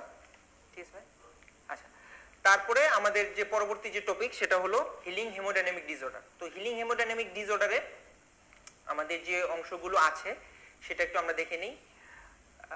হিলিংটা নিয়ে আমরা পরে কথা বলবো, একদম ক্লাসের শেষে কথা বলবো। এছাড়া আছে হলো ইডিমা, তারপরে হলো হাইপারএমিয়া কনজেশন, ডিআইসি এটা ব্লাড ফিজিওলজির কথাবার্তা, থ্রম্বোসিস, তারপর হলো ইনফার্কশন, আর আছে হলো শক। ঠিক আছে, আচ্ছা, আমরা এখান থেকে যে জিনিসগুলো পড়বো সেগুলো একটু দেখে নিই। প্রথমেই হলো ইডিমাটা, এটা দাগানোর পড়া, এটা এখানে বলার কিছু নাই, এটা দাগাই দিব। হিলিংটা শেষে বলবো, হিলিং আর ইডিমাটা সবার শেষে বলবো। তো আমরা প্রথমে যেটা পড়বো সেটা হলো হাইপারিমেন কনজেশন ছিল, ইডিমার পরে হাইপারিমেন কনজেশন ছিল, সেটা আমরা একটু দেখি। হাইপারিমেন কনজেশন কি? হাইপারিমেন কনজেশন আমরা আন্ডার গ্রাজুয়েট লাইফ থেকে দেখে আসতেছি যে দুইটার মাঝে কিছু ডিফারেন্স আছে, তারপর দুইটাকেই সবসময় একসাথে বলা হয়। তার মানে দুইটার মাঝে কিছু সিমিলারিটি আছে। সিমিলারিটিটা কি? দুইটাতেই আপনার ব্লাড একুমুলেশন হচ্ছে। হাইপারএমিয়া এবং কনজেশন দুইটাতেই ব্লাড একুমুলেশন হচ্ছে। হাইপারএমিয়াতে হচ্ছে ভেসেল ডাইলেশনের কারণে, আর্টারি ডাইলেশনের কারণে আর্টেরিয়াল ডাইলেটেশন হচ্ছে। কনজেশনে কি হচ্ছে? ভেনাস অবস্ট্রাকশনের কারণে ব্লাডটা ফ্লো করতে পারতেছে না, ওখানে ব্লাডটা একুমুলেশন হচ্ছে। ঠিক আছে, এই যে ধরেন আর্টারি, এই ধরেন ভেইন। আর্টারিতে কি হচ্ছে, কেমিক্যাল মিডিয়েটর কাজ করার ফলে ভ্যাসোডাইলেশন হচ্ছে, যার কারণে ব্লাড ফ্লোটা বেড়ে গেছে, আপনার এখানে ব্লাড অ্যাকুমুলেশন হচ্ছে। আর ভেইনে কি হচ্ছে, এই যে ভেনাস অবস্ট্রাকশন হওয়ার কথা, এই মানে ভেনাস আউটফ্লো হওয়ার কথা, সেটা এখানে অবস্ট্রাকশন হচ্ছে, যার কারণে এখানে ব্লাডটা জমা হয়ে আছে। দুটাতেই ব্লাড অ্যাকুমুলেশন হয়েছে, বাট দুইটা প্যাথোলজি ভিন্ন, ঠিক আছে। তো হাইপারএমিয়াতে যেহেতু ভ্যাসোডাইলেশন হচ্ছে, ব্লাডের কালারটা হবে ব্রাইট রেড, আর কনজেশনে কি হবে, সায়ানোসিস বা ডার্ক ব্লুইশ, ঠিক আছে। আচ্ছা, এই হলো আপনার হাইপারএমিয়া কন্ডিশন নিয়ে কথাবার্তা। আর এটা ছাড়াও এই যে ডিফারেন্সটা আমি বলেছি, দেখেন এই যে হাইপারএমিয়াটা তো অ্যাক্টিভ প্রসেস, কারণ এই ভেসেলটার উপরে, আর্টারিটার উপরে কেমিক্যাল মিডিয়েটর কাজ করতেছে, ওটা ডায়ামিটারটা বড় হচ্ছে। আর ভেনাস অবস্ট্রাকশনটা কি, ওই ভেনের উপরে তো কেউ কাজ করতেছে না, ওই ভেনের তো কোনো প্যাথোলজি না। এখানে কি ফ্লেবোথ্রম্বোসিস হয়েছে? হয় নাই। এখানে কি থ্রম্বোফ্লেবাইটিস হয়েছে? সেটাও হয় নাই। কিন্তু এই ভেনের যে আউটফ্লোট আছে সেটা অবস্ট্রাকশন হয়ে যাচ্ছে, এই কারণে এটাকে আমরা বলবো পেসিভ প্রসেস। আচ্ছা, তারপরে আর কি আছে, কন্ডিশনে এটা ভেনাজিনেসটা অবস্ট্রাকশন হচ্ছে, এখানে আর্টেরিয়াল ডাইলেটেশন হচ্ছে, এটার কালারটা হলো ব্লুইশ রেড বা সাইনোস, এটা হলো red colour, bright red colour. এখানে কিছু এক্সাম্পল দেওয়া আছে, সেটা একটু দেখবেন।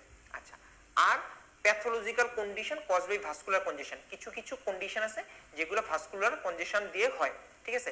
এই কন্ডিশনগুলোর নামটা একটু পড়ে ফেলতে হবে, এই কন্ডিশনগুলোর নামটা পড়ে ফেলতে হবে আপনাকে, ঠিক আছে। কি কি, ব্রাউন ইন্ডিউরেশন অফ লাং, লাংয়ে হলে সেটাকে আমরা বলি ব্রাউন ইন্ডিউরেশন অফ লাং, লিভারে হলে বলি nutmeg liver, cardiac sclerosis, congestive splenomegaly, stasis diabetes of leg. Brown হলো, দেখেন এই যে হেমোসিডিন লেডেন ম্যাক্রোফেজ, হ্যাঁ সরি, এই হেমোসিডিন লেডেন ম্যাক্রোফেজ এটা হলো কনজেশনের হলমার্ক।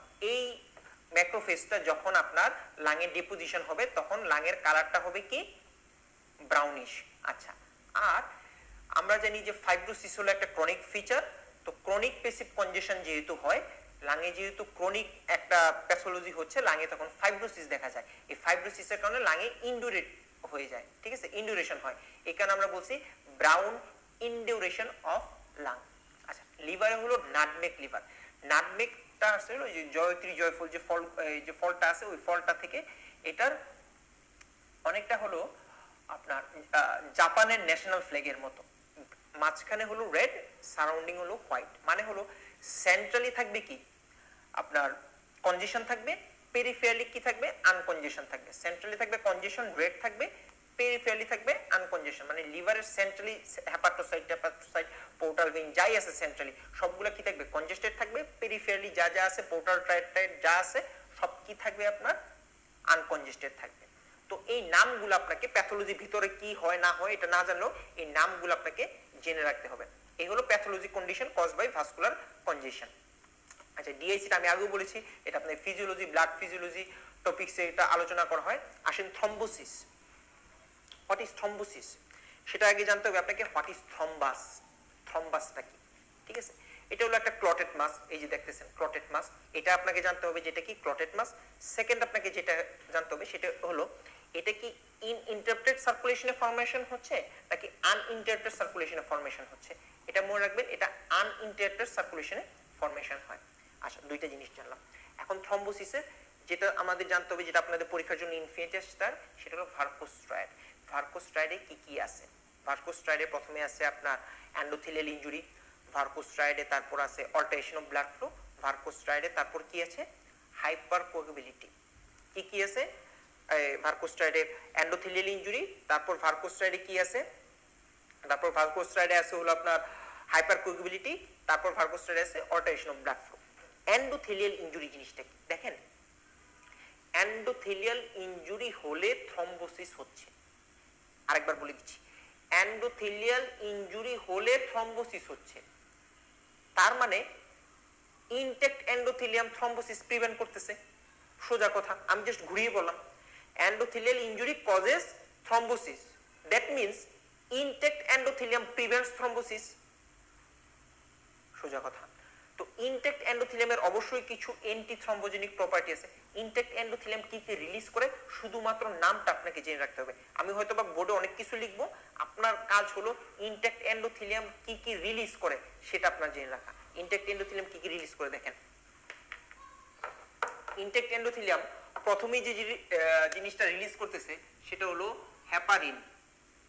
ইনটেক্ট এন্ডোথেলিয়াম পরবর্তীতে যে জিনিসটা রিলিজ করতেছে সেটা হলো থ্রম্বোমোডুলিন। ইনটেক্ট এন্ডোথেলিয়াম আর যে জিনিসটা রিলিজ করতেছে সেটা হলো টিস্যু প্লাজমিনোজেন অ্যাক্টিভেটর। এখন আমি তো এটা ছাড়া আরো কিছু বলবো, কারণ হলো এটা কিভাবে অ্যান্টি থ্রম্বোজেনিক প্রপার্টিটা ইয়ে করে, এটা কিভাবে থ্রম্বোসিসটা প্রিভেন্ট করতেছে সেটা বলে দিই। কিন্তু আপনাদের কাজ হলো এই যে তিনটা জিনিস যে রিলিজ করতেছে, heparin, thrombomodulin, tissue plasminogen activator, এই নামটা আপনাকে মনে রাখতে হবে এই তিনটা জিনিসের, ঠিক আছে? হেপারিন নিজেই তো একটা ন্যাচারাল অ্যান্টিকোয়াগুলেন্ট, সুতরাং ওরা থ্রম্বোসিস প্রিভেন্ট করবে। ওর নিচেই হলো একটা কি ন্যাচারাল অ্যান্টিকোয়াগুলেন্ট, এভাবে সে থ্রম্বোসিসটাকে প্রিভেন্ট করতেছে। আচ্ছা, থ্রম্বোমোডুলিন কি করবে? ও থ্রম্বিনকে প্রোটিন সিতে কনভার্ট করবে। থ্রম্বিনকে প্রোটিন সিতে কনভার্ট করবে। থ্রম্বিনকে প্রোটিন সিতে কনভার্ট করবে কে? থ্রম্বোমোডুলিন, ঠিক আছে? প্রোটিন সি কি একটা ন্যাচারাল অ্যান্টিকোয়াগুলেন্ট, তার মানে তার অ্যান্টিথ্রম্বোজেনিক প্রপার্টি আপনি পেয়ে গেছেন। কি রিলিজ করতেছে? প্রথমেই হেপারিন, ওর একটা ন্যাচারাল অ্যান্টিকোয়াগুলেন্ট, তার মানে এটা একটা অ্যান্টিথ্রম্বোজেনিক ফ্যাক্টর। তারপর রিলিজ করতেছে থ্রম্বোমোডুলিন, সে কি করতেছে? থ্রম্বিনকে প্রোটিন সিতে রূপান্তর করতেছে, সেটা একটা ন্যাচারাল অ্যান্টিকোয়াগুলেন্ট, তার মানে আপনি পেয়ে গেছেন। আচ্ছা, টিস্যু প্লাজমিনোজেন অ্যাক্টিভেটর, সে কি করতেছে? ফিব্রিনোলাইসিস করতেছে। ফিব্রিনোলাইসিস মানে ফিব্রিন ক্লটটাকে সে ভেঙে গুঁড়া গুঁড়া করে দিচ্ছে, একদম লাইসিস করে দিচ্ছে, ঠিক আছে? আচ্ছা, তার মানে এই তিনটা কিভাবে অ্যান্টি থ্রম্বোজেনিক প্রপার্টি রিলিজ করে সেটা আপনারা জেনে গেছেন। Heparin, thrombomodulin, tissue plasminogen activator. আপনার কাজ হলো ইনটেক্ট এন্ডোথেলিয়াম কি কি ফ্যাক্টর রিলিজ করে সেটার নাম জানা, ঠিক আছে? এই হলো এন্ডোথেলিয়াল ইনজুরি এবং ইনটেক্ট এন্ডোথেলিয়াম কিভাবে থ্রম্বোসিসটা প্রিভেন্ট করতেছে। আচ্ছা, আমরা একটা জিনিস জেনে গেলাম। তারপরে আসেন alteration of blood flow. Alteration of blood ফ্লোটা কি? তার মানে অল্টারেশন অফ ব্লাড ফ্লো, এটা যদি অ্যাবনরমাল ব্লাড ফ্লো জানতে হলে আমাকে কি জানতে হবে? নরমাল ব্লাড ফ্লোটা জানতে হবে। নরমাল ব্লাড ফ্লোটা কি, যেটাকে আমরা বলতেছি নরমাল ব্লাড ফ্লো, নামটা কি? লেমিলার অথবা স্ট্রিমলাইন ব্লাড ফ্লো। এটার সেন্ট্রালি যাবে আরবিসি, ডব্লিউবিসি, তার দুই পাশ দিয়ে যাবে প্লাটিলেট, ঠিক আছে? আর একদম এন্ডোথেলিয়ামের গা ঘেঁষে যাবে প্লাজমা, ঠিক আছে? সেন্ট্রালি যাচ্ছে আরবিসি, ডব্লিউবিসি, ঠিক তার দুপাশ দিয়ে যাচ্ছে প্লাটিলেট, আর এন্ডোথেলিয়ামের গা ঘেঁষে যাচ্ছে প্লাজমা। এটা হলো নরমাল ব্লাড ফ্লো বা লেমিলার ব্লাড ফ্লো। এটা অল্টারেশন করতে পারে দুই ভাবে, একটা হলো স্টেসিস হতে পারে, একটা হলো টার্বুলেন্স হতে পারে। একটা স্টেসিস হয়ে যেতে পারে, একটা টার্বুলেন্স হয়ে যেতে পারে। এই হলো অল্টারেশন অফ ব্লাড ফ্লো। আচ্ছা, তারপর আমরা যেটা যাব সেটা হলো হাইপার কোয়াগুবিলিটি। হাইপার কোয়াগুবিলিটি, হাইপার কোয়াগুবিলিটিটা যাইতে গেলে আমাকে এই বক্সটা দেখাইতে হবে। এটা আপনাদের পরীক্ষায় আসতে পারে রিস্ক ফ্যাক্টর ফর থ্রম্বোসিস, ঠিক আছে? দেখেন, প্রাইমারি রিস্ক ফ্যাক্টর আছে, সেকেন্ডারি রিস্ক ফ্যাক্টর আছে। আপনি কমন, রেয়ার, ভেরি রেয়ার যদি ভাগ করে না পড়তে পারেন, high risk factor, low risk factor ভাগ করে যদি না পড়তে পারেন, কিন্তু primary risk factor, secondary risk factor একটু আলাদা আলাদা করে পড়ার চেষ্টা করবেন, ঠিক আছে? দেখবেন পরীক্ষা হলে protein S deficiency, protein C deficiency, antithrombin T deficiency শব্দটা আছে কিনা, হ্যাঁ? কারণ প্রোটিন সি, প্রোটিন এস এগুলো কি একটা অ্যান্টিকোয়াগুলেন্ট, এগুলো যদি থাকে তাহলে এগুলো কখনো রিস্ক ফ্যাক্টর ফর থ্রম্বোসিস হবে না। যদি ডেফিসিয়েন্সি থাকে তাহলে সেটাই হবে आंसर। আচ্ছা, high risk factor, low risk ফ্যাক্টরে আমার ছোট্ট একটা মেমোনিক্স আছে, একটু খেয়াল রাখতে পারেন। High risk factor, cat map নিয়ে পিএইচডি করতেছে, ঠিক আছে? এটা নিয়ে থিসিস করার দরকার নাই, জাস্ট আমি আপনাদের মেমোনিক্সে দিয়েছি। সি দিয়ে হলো ক্যান্সার, এ দিয়ে এট্রিয়াল ফিব্রিলেশন, টি দিয়ে টিস্যু ইনজুরি, হতে পারে কোনো ট্রমা, হতে পারে কোনো সার্জারি, যে কোনো কিছু। এম দিয়ে এমআই, এ দিয়ে অ্যান্টিফসফোলিপিড সিনড্রোম, পি দিয়ে হলো প্রলং ইমোবিলাইজেশন, পি দিয়ে হলো আরেকটা প্রোস্থেটিক ভালভ, এইচ দিয়ে হেপারিন ইনডিউসড থ্রম্বোসাইটোপেনিয়া, ডি দিয়ে ডিআইসি। এই হলো high risk factor for thrombosis. কি কি? ক্যাট ম্যাপ নিয়ে পিএইচডি করছে। সি দিয়ে ক্যান্সার, এ দিয়ে এট্রিয়াল ফিব্রিলেশন, টি দিয়ে টিস্যু ইনজুরি, এম দিয়ে এমআই, এ দিয়ে অ্যান্টিফসফোলিপিড অ্যান্টিবডি সিনড্রোম, পি দিয়ে প্রলং ইমোবিলাইজেশন, আরেকটা পি দিয়ে প্রোস্থেটিক হার্ট ভালভ, এইচ দিয়ে হেপারিন ইনডিউসড থ্রম্বোসাইটোপেনিয়া, ডি দিয়ে ডিআইসি, ঠিক আছে? এই হলো হাই রিস্ক ফ্যাক্টর। দেখেন আপনাদের ওই যে স্লাইডটা আপনাদের মনিটরে আছে, আপনারা স্লাইডের সাথে মিলিয়ে নেন। তারপরে আসেন লো রিস্ক ফ্যাক্টর, এটা নিয়ে একটা মেমোনিক্স আছে। এই মেমোনিক্সটা আমার যখন রেসিডেন্সি হয়েছিল 2 বছর আগে, তখন আমি নিজের পড়ার সুবিধার্থে এটা বানাইছিলাম। ঠিক আছে, আমার বিসিএস পড়ার সময় আমি এইটা দিয়ে চলছি। এখন আপনাদেরকে ক্লাসে যখন এটা দেখাই ভাই, আপনাদেরকে আমি এটা দেখাই, আপনাদেরকে এটাই দেখাচ্ছি। ঠিক আছে, সি দিয়ে হাই রিস্ক ফ্যাক্টর ছিল ক্যান্সার, এখানে হলো কার্ডিওমায়োপ্যাথি, এস দিয়ে হলো স্মোকিং, এস দিয়ে হলো সিকেল সেল অ্যানিমিয়া। ঠিক আছে, এস দিয়ে দুইটা, ও দিয়ে হলো ওবেসিটি, ও দিয়ে হলো ওসিপি দুইটা। এইচ দিয়ে হাই রিস্ক ফ্যাক্টরে ছিল হেপাইন ইনডিউস থ্রম্বোসাইটোপেনিয়া, এখানে হলো হাইপার ইস্ট্রোজেনিক স্টেট, হতে পারে প্রেগন্যান্সি, হতে পারে পিউরপেরিয়াম, দুইটাই। এ দিয়ে হলো অ্যাডভান্সড এজ, এন দিয়ে হলো নেফ্রোটিক সিনড্রোম। ঠিক আছে, আরেকবার একটু বলে দিচ্ছি পুরা। সি সোহান, সি দিয়ে হলো কার্ডিওমায়োপ্যাথি, এস দিয়ে হলো সিকেল সেল অ্যানিমিয়া স্মোকিং, ও দিয়ে obesity oral contraceptive pill, H দিয়ে হাইপার ইস্ট্রোজেনিক স্টেট পিউরপেরিয়াম হতে পারে, প্রেগন্যান্সি স্টেট হতে পারে, এ দিয়ে অ্যাডভান্সড এজ, এন দিয়ে নেফ্রোটিক সিনড্রোম। ঠিক আছে, আচ্ছা এই হলো আপনাদের লো রিস্ক ফ্যাক্টর ফর থ্রম্বোসিস। তারপরে আমাদের যেটা পড়তে হবে সেটা হলো ফেট অফ থ্রম্বাস। এটা হলো খালেক স্যারের বইয়ের একটা ফ্লোচার্ট, রবিনসের বই আপনারা যদি ফলো করেন তাহলে দেখবেন যে রিডিং আকারে দেওয়া আছে, কিন্তু এখানে অনেকগুলো স্টেম আপনার মিস হয়ে যাবে। ফেট অফ থ্রম্বাসটা অবশ্যই খালেক স্যারের বইয়ের এই ফ্লোচার্টটা ফলো করবেন। ঠিক আছে, এই ফ্লোচার্টটা ফলো করলে আপনি সবগুলা স্টেম আপনার কমন থাকবে, যে এটা কোনটা আনসার হবে, তাহলে আপনার আর হবে না। যেমন জেনেসিস বিসিএস সলভে পিছনে কোশ্চেন আছে, কোশ্চেনগুলো একটু প্র্যাকটিস করলে আপনার ইনশাআল্লাহ এটা আরো ক্লিয়ার হয়ে যাবে। দেখেন ফেট অফ থ্রম্বাসের এই ফ্লোচার্টটা পড়লেই আপনার হবে। এই হলো আমাদের থ্রম্বোসিস নিয়ে কথাবার্তা। আসেন এখন ইনফার্কশন নিয়ে আমরা তিনটা জিনিস করব। তিনটা জিনিস ভাই, কি তিনটা জিনিস? হোয়াইট ইনফার্ক্ট কোথায় হচ্ছে, রেড ইনফার্ক্ট কোথায় হচ্ছে, ইনফার্কশনের কারণ কি, এই তিনটা জিনিস। হোয়াইট ইনফার্ক্ট কোথায় হচ্ছে আমরা সবাই জানি, সলিড অর্গান গুলাতে, হার্ট, স্প্লিন, কিডনি। আর রেড ইনফার্ক্ট কোথায় হচ্ছে একটু দেখে নেন। এটা হলো প্যাক্ট কোশ্চেন, এখানে কোনো এগুলা কোশ্চেন আসলে মিস করা যাবে না, ভুল করা যাবে না, প্রথম কথা। আর ইনফেকশন কোন কোন কন্ডিশনে হয় সেটা নিয়ে যদি আমি একটু কথা বলতে চাই, তাহলে যেটা হলো, ধরেন ভাইয়া কোনো অর্গানের ডুয়াল ব্লাড সাপ্লাই আছে, কোনো অর্গানের সিঙ্গেল ব্লাড সাপ্লাই আছে, কার ইনফেকশন হওয়ার সম্ভাবনা বেশি? যে অর্গানের সিঙ্গেল ব্লাড সাপ্লাই আছে তার। কোনো অর্গানের ব্লাড সাপ্লাই এন্ডার্টারি আছে, কোনো অর্গানের ব্লাড সাপ্লাই এন্ডার্টারি আনফরচুনেটলি নাই, তাহলে কার ইনফেকশন হওয়ার সম্ভাবনা বেশি? যার ব্লাড সাপ্লাই এন্ডার্টারি আছে। ঠিক আছে, আচ্ছা এই হলো দুটা। আর কোনো অর্গানে সাডেন অক্লুশন হয়েছে, সাডেন ইস্কেমিয়া দেখা গেছে, আর কোনো অর্গানে আস্তে ধীরে গ্রাজুয়াল অনসেট অফ ইস্কেমিয়া হয়েছে, তাহলে কার ইনফেকশন হওয়ার সম্ভাবনা বেশি? যার সাডেন অনসেট হয়েছে ইস্কেমিয়াটা। ঠিক আছে, তো আর কিছু কন্ডিশন আছে, জেনারেল কন্ডিশন, যার এনিমিয়া থাকবে, যার কার্ডিয়াক ফেলিউর থাকবে, এগুলো হলো জেনারেল কন্ডিশন। তো এই প্যাথোজেনেসিস বা যে কথাগুলো বলছি এগুলো যদি মনে রাখেন, তাহলে আপনি খুব সহজেই বুঝে যাবেন যে কার ইনফেকশন হবে, কোন অর্গানের ইনফেকশন হবে, কোন সেটিং ইনফেকশন হবে, কার তুলনামূলক কম হবে। ঠিক আছে, আর যেটা পড়বেন সেটা হলো রেড ইনফার্ক্ট কোথায় কোন কোন অর্গানে হচ্ছে, হোয়াইট ইনফার্ক্ট কোন কোন অর্গানে হচ্ছে, এটা আপনাকে জেনে রাখতে হবে। আচ্ছা এই শীটে নাই, কিন্তু প্রিভিয়াসলি এখান থেকে কোশ্চেন এসেছে, সেটা হলো এম্বোলিজম। এম্বোলিজম নিয়ে 39 বিসিএস এ কোশ্চেন এসেছে, তাই আমি এম্বোলিজম নিয়ে দুইটা এম্বোলিজম নিয়ে আমি একটু কথা বলবো। এম্বোলিজম জিনিসটা কি? যখন আমরা সাধারণত জানি যে থ্রম্বাসটা ডিটাচড হয়েছে, অনেকে ভাইয়া পুরো ক্লাসে আপনারা একটা আনসার দেন যে detach thrombus is called embolism. হ্যাঁ, মোস্ট অফ দি টাইম তাই। তো অনেকগুলা টাইপস আছে, pulmonary embolism, systemic thromboembolism, fat embolism, amniotic fluid embolism, air embolism, অনেক এম্বোলিজম আছে।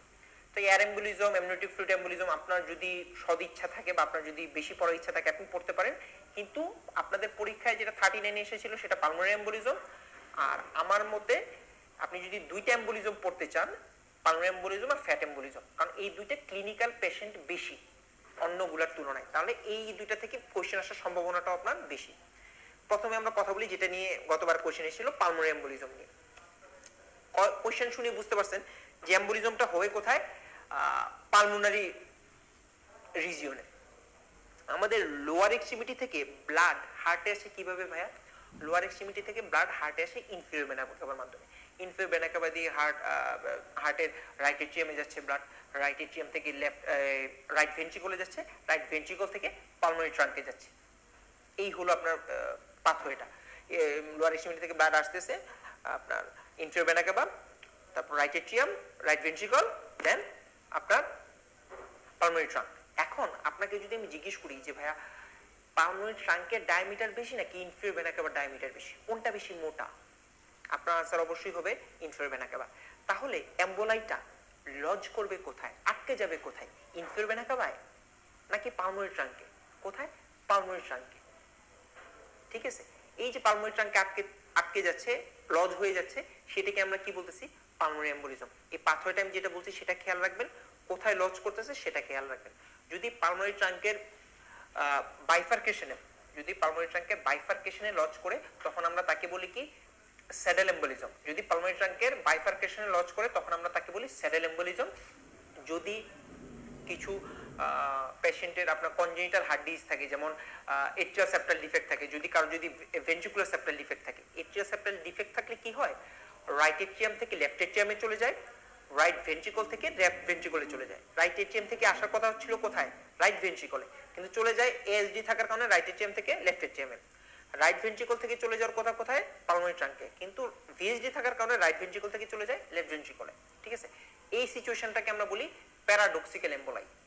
ঠিক আছে, আচ্ছা এটা আপনারা পড়বেন। আর জেনেসিসের শীটে দেখবেন যে আছে যে পালমোনারি এম্বোলাই অনেক ধরনের হতে পারে। কিরকম?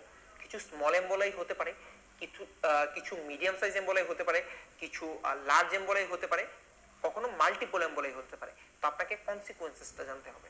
স্মল এম্বোলাই হলে পেশেন্টের কি হবে, মিডিয়াম সাইজ এম্বোলাই হলে পেশেন্টের কি হবে, লার্জ সাইজ এম্বোলাই হলে কি হবে। এমন কি আছে যে লার্জ সাইজ এম্বোলাই হলে পেশেন্টের সাডেন ডেথ পর্যন্ত হয়ে যেতে পারে, পেশেন্টের সাডেন ডেথ পর্যন্ত হয়ে যেতে পারে লার্জ সাইজ এম্বোলাই হলে।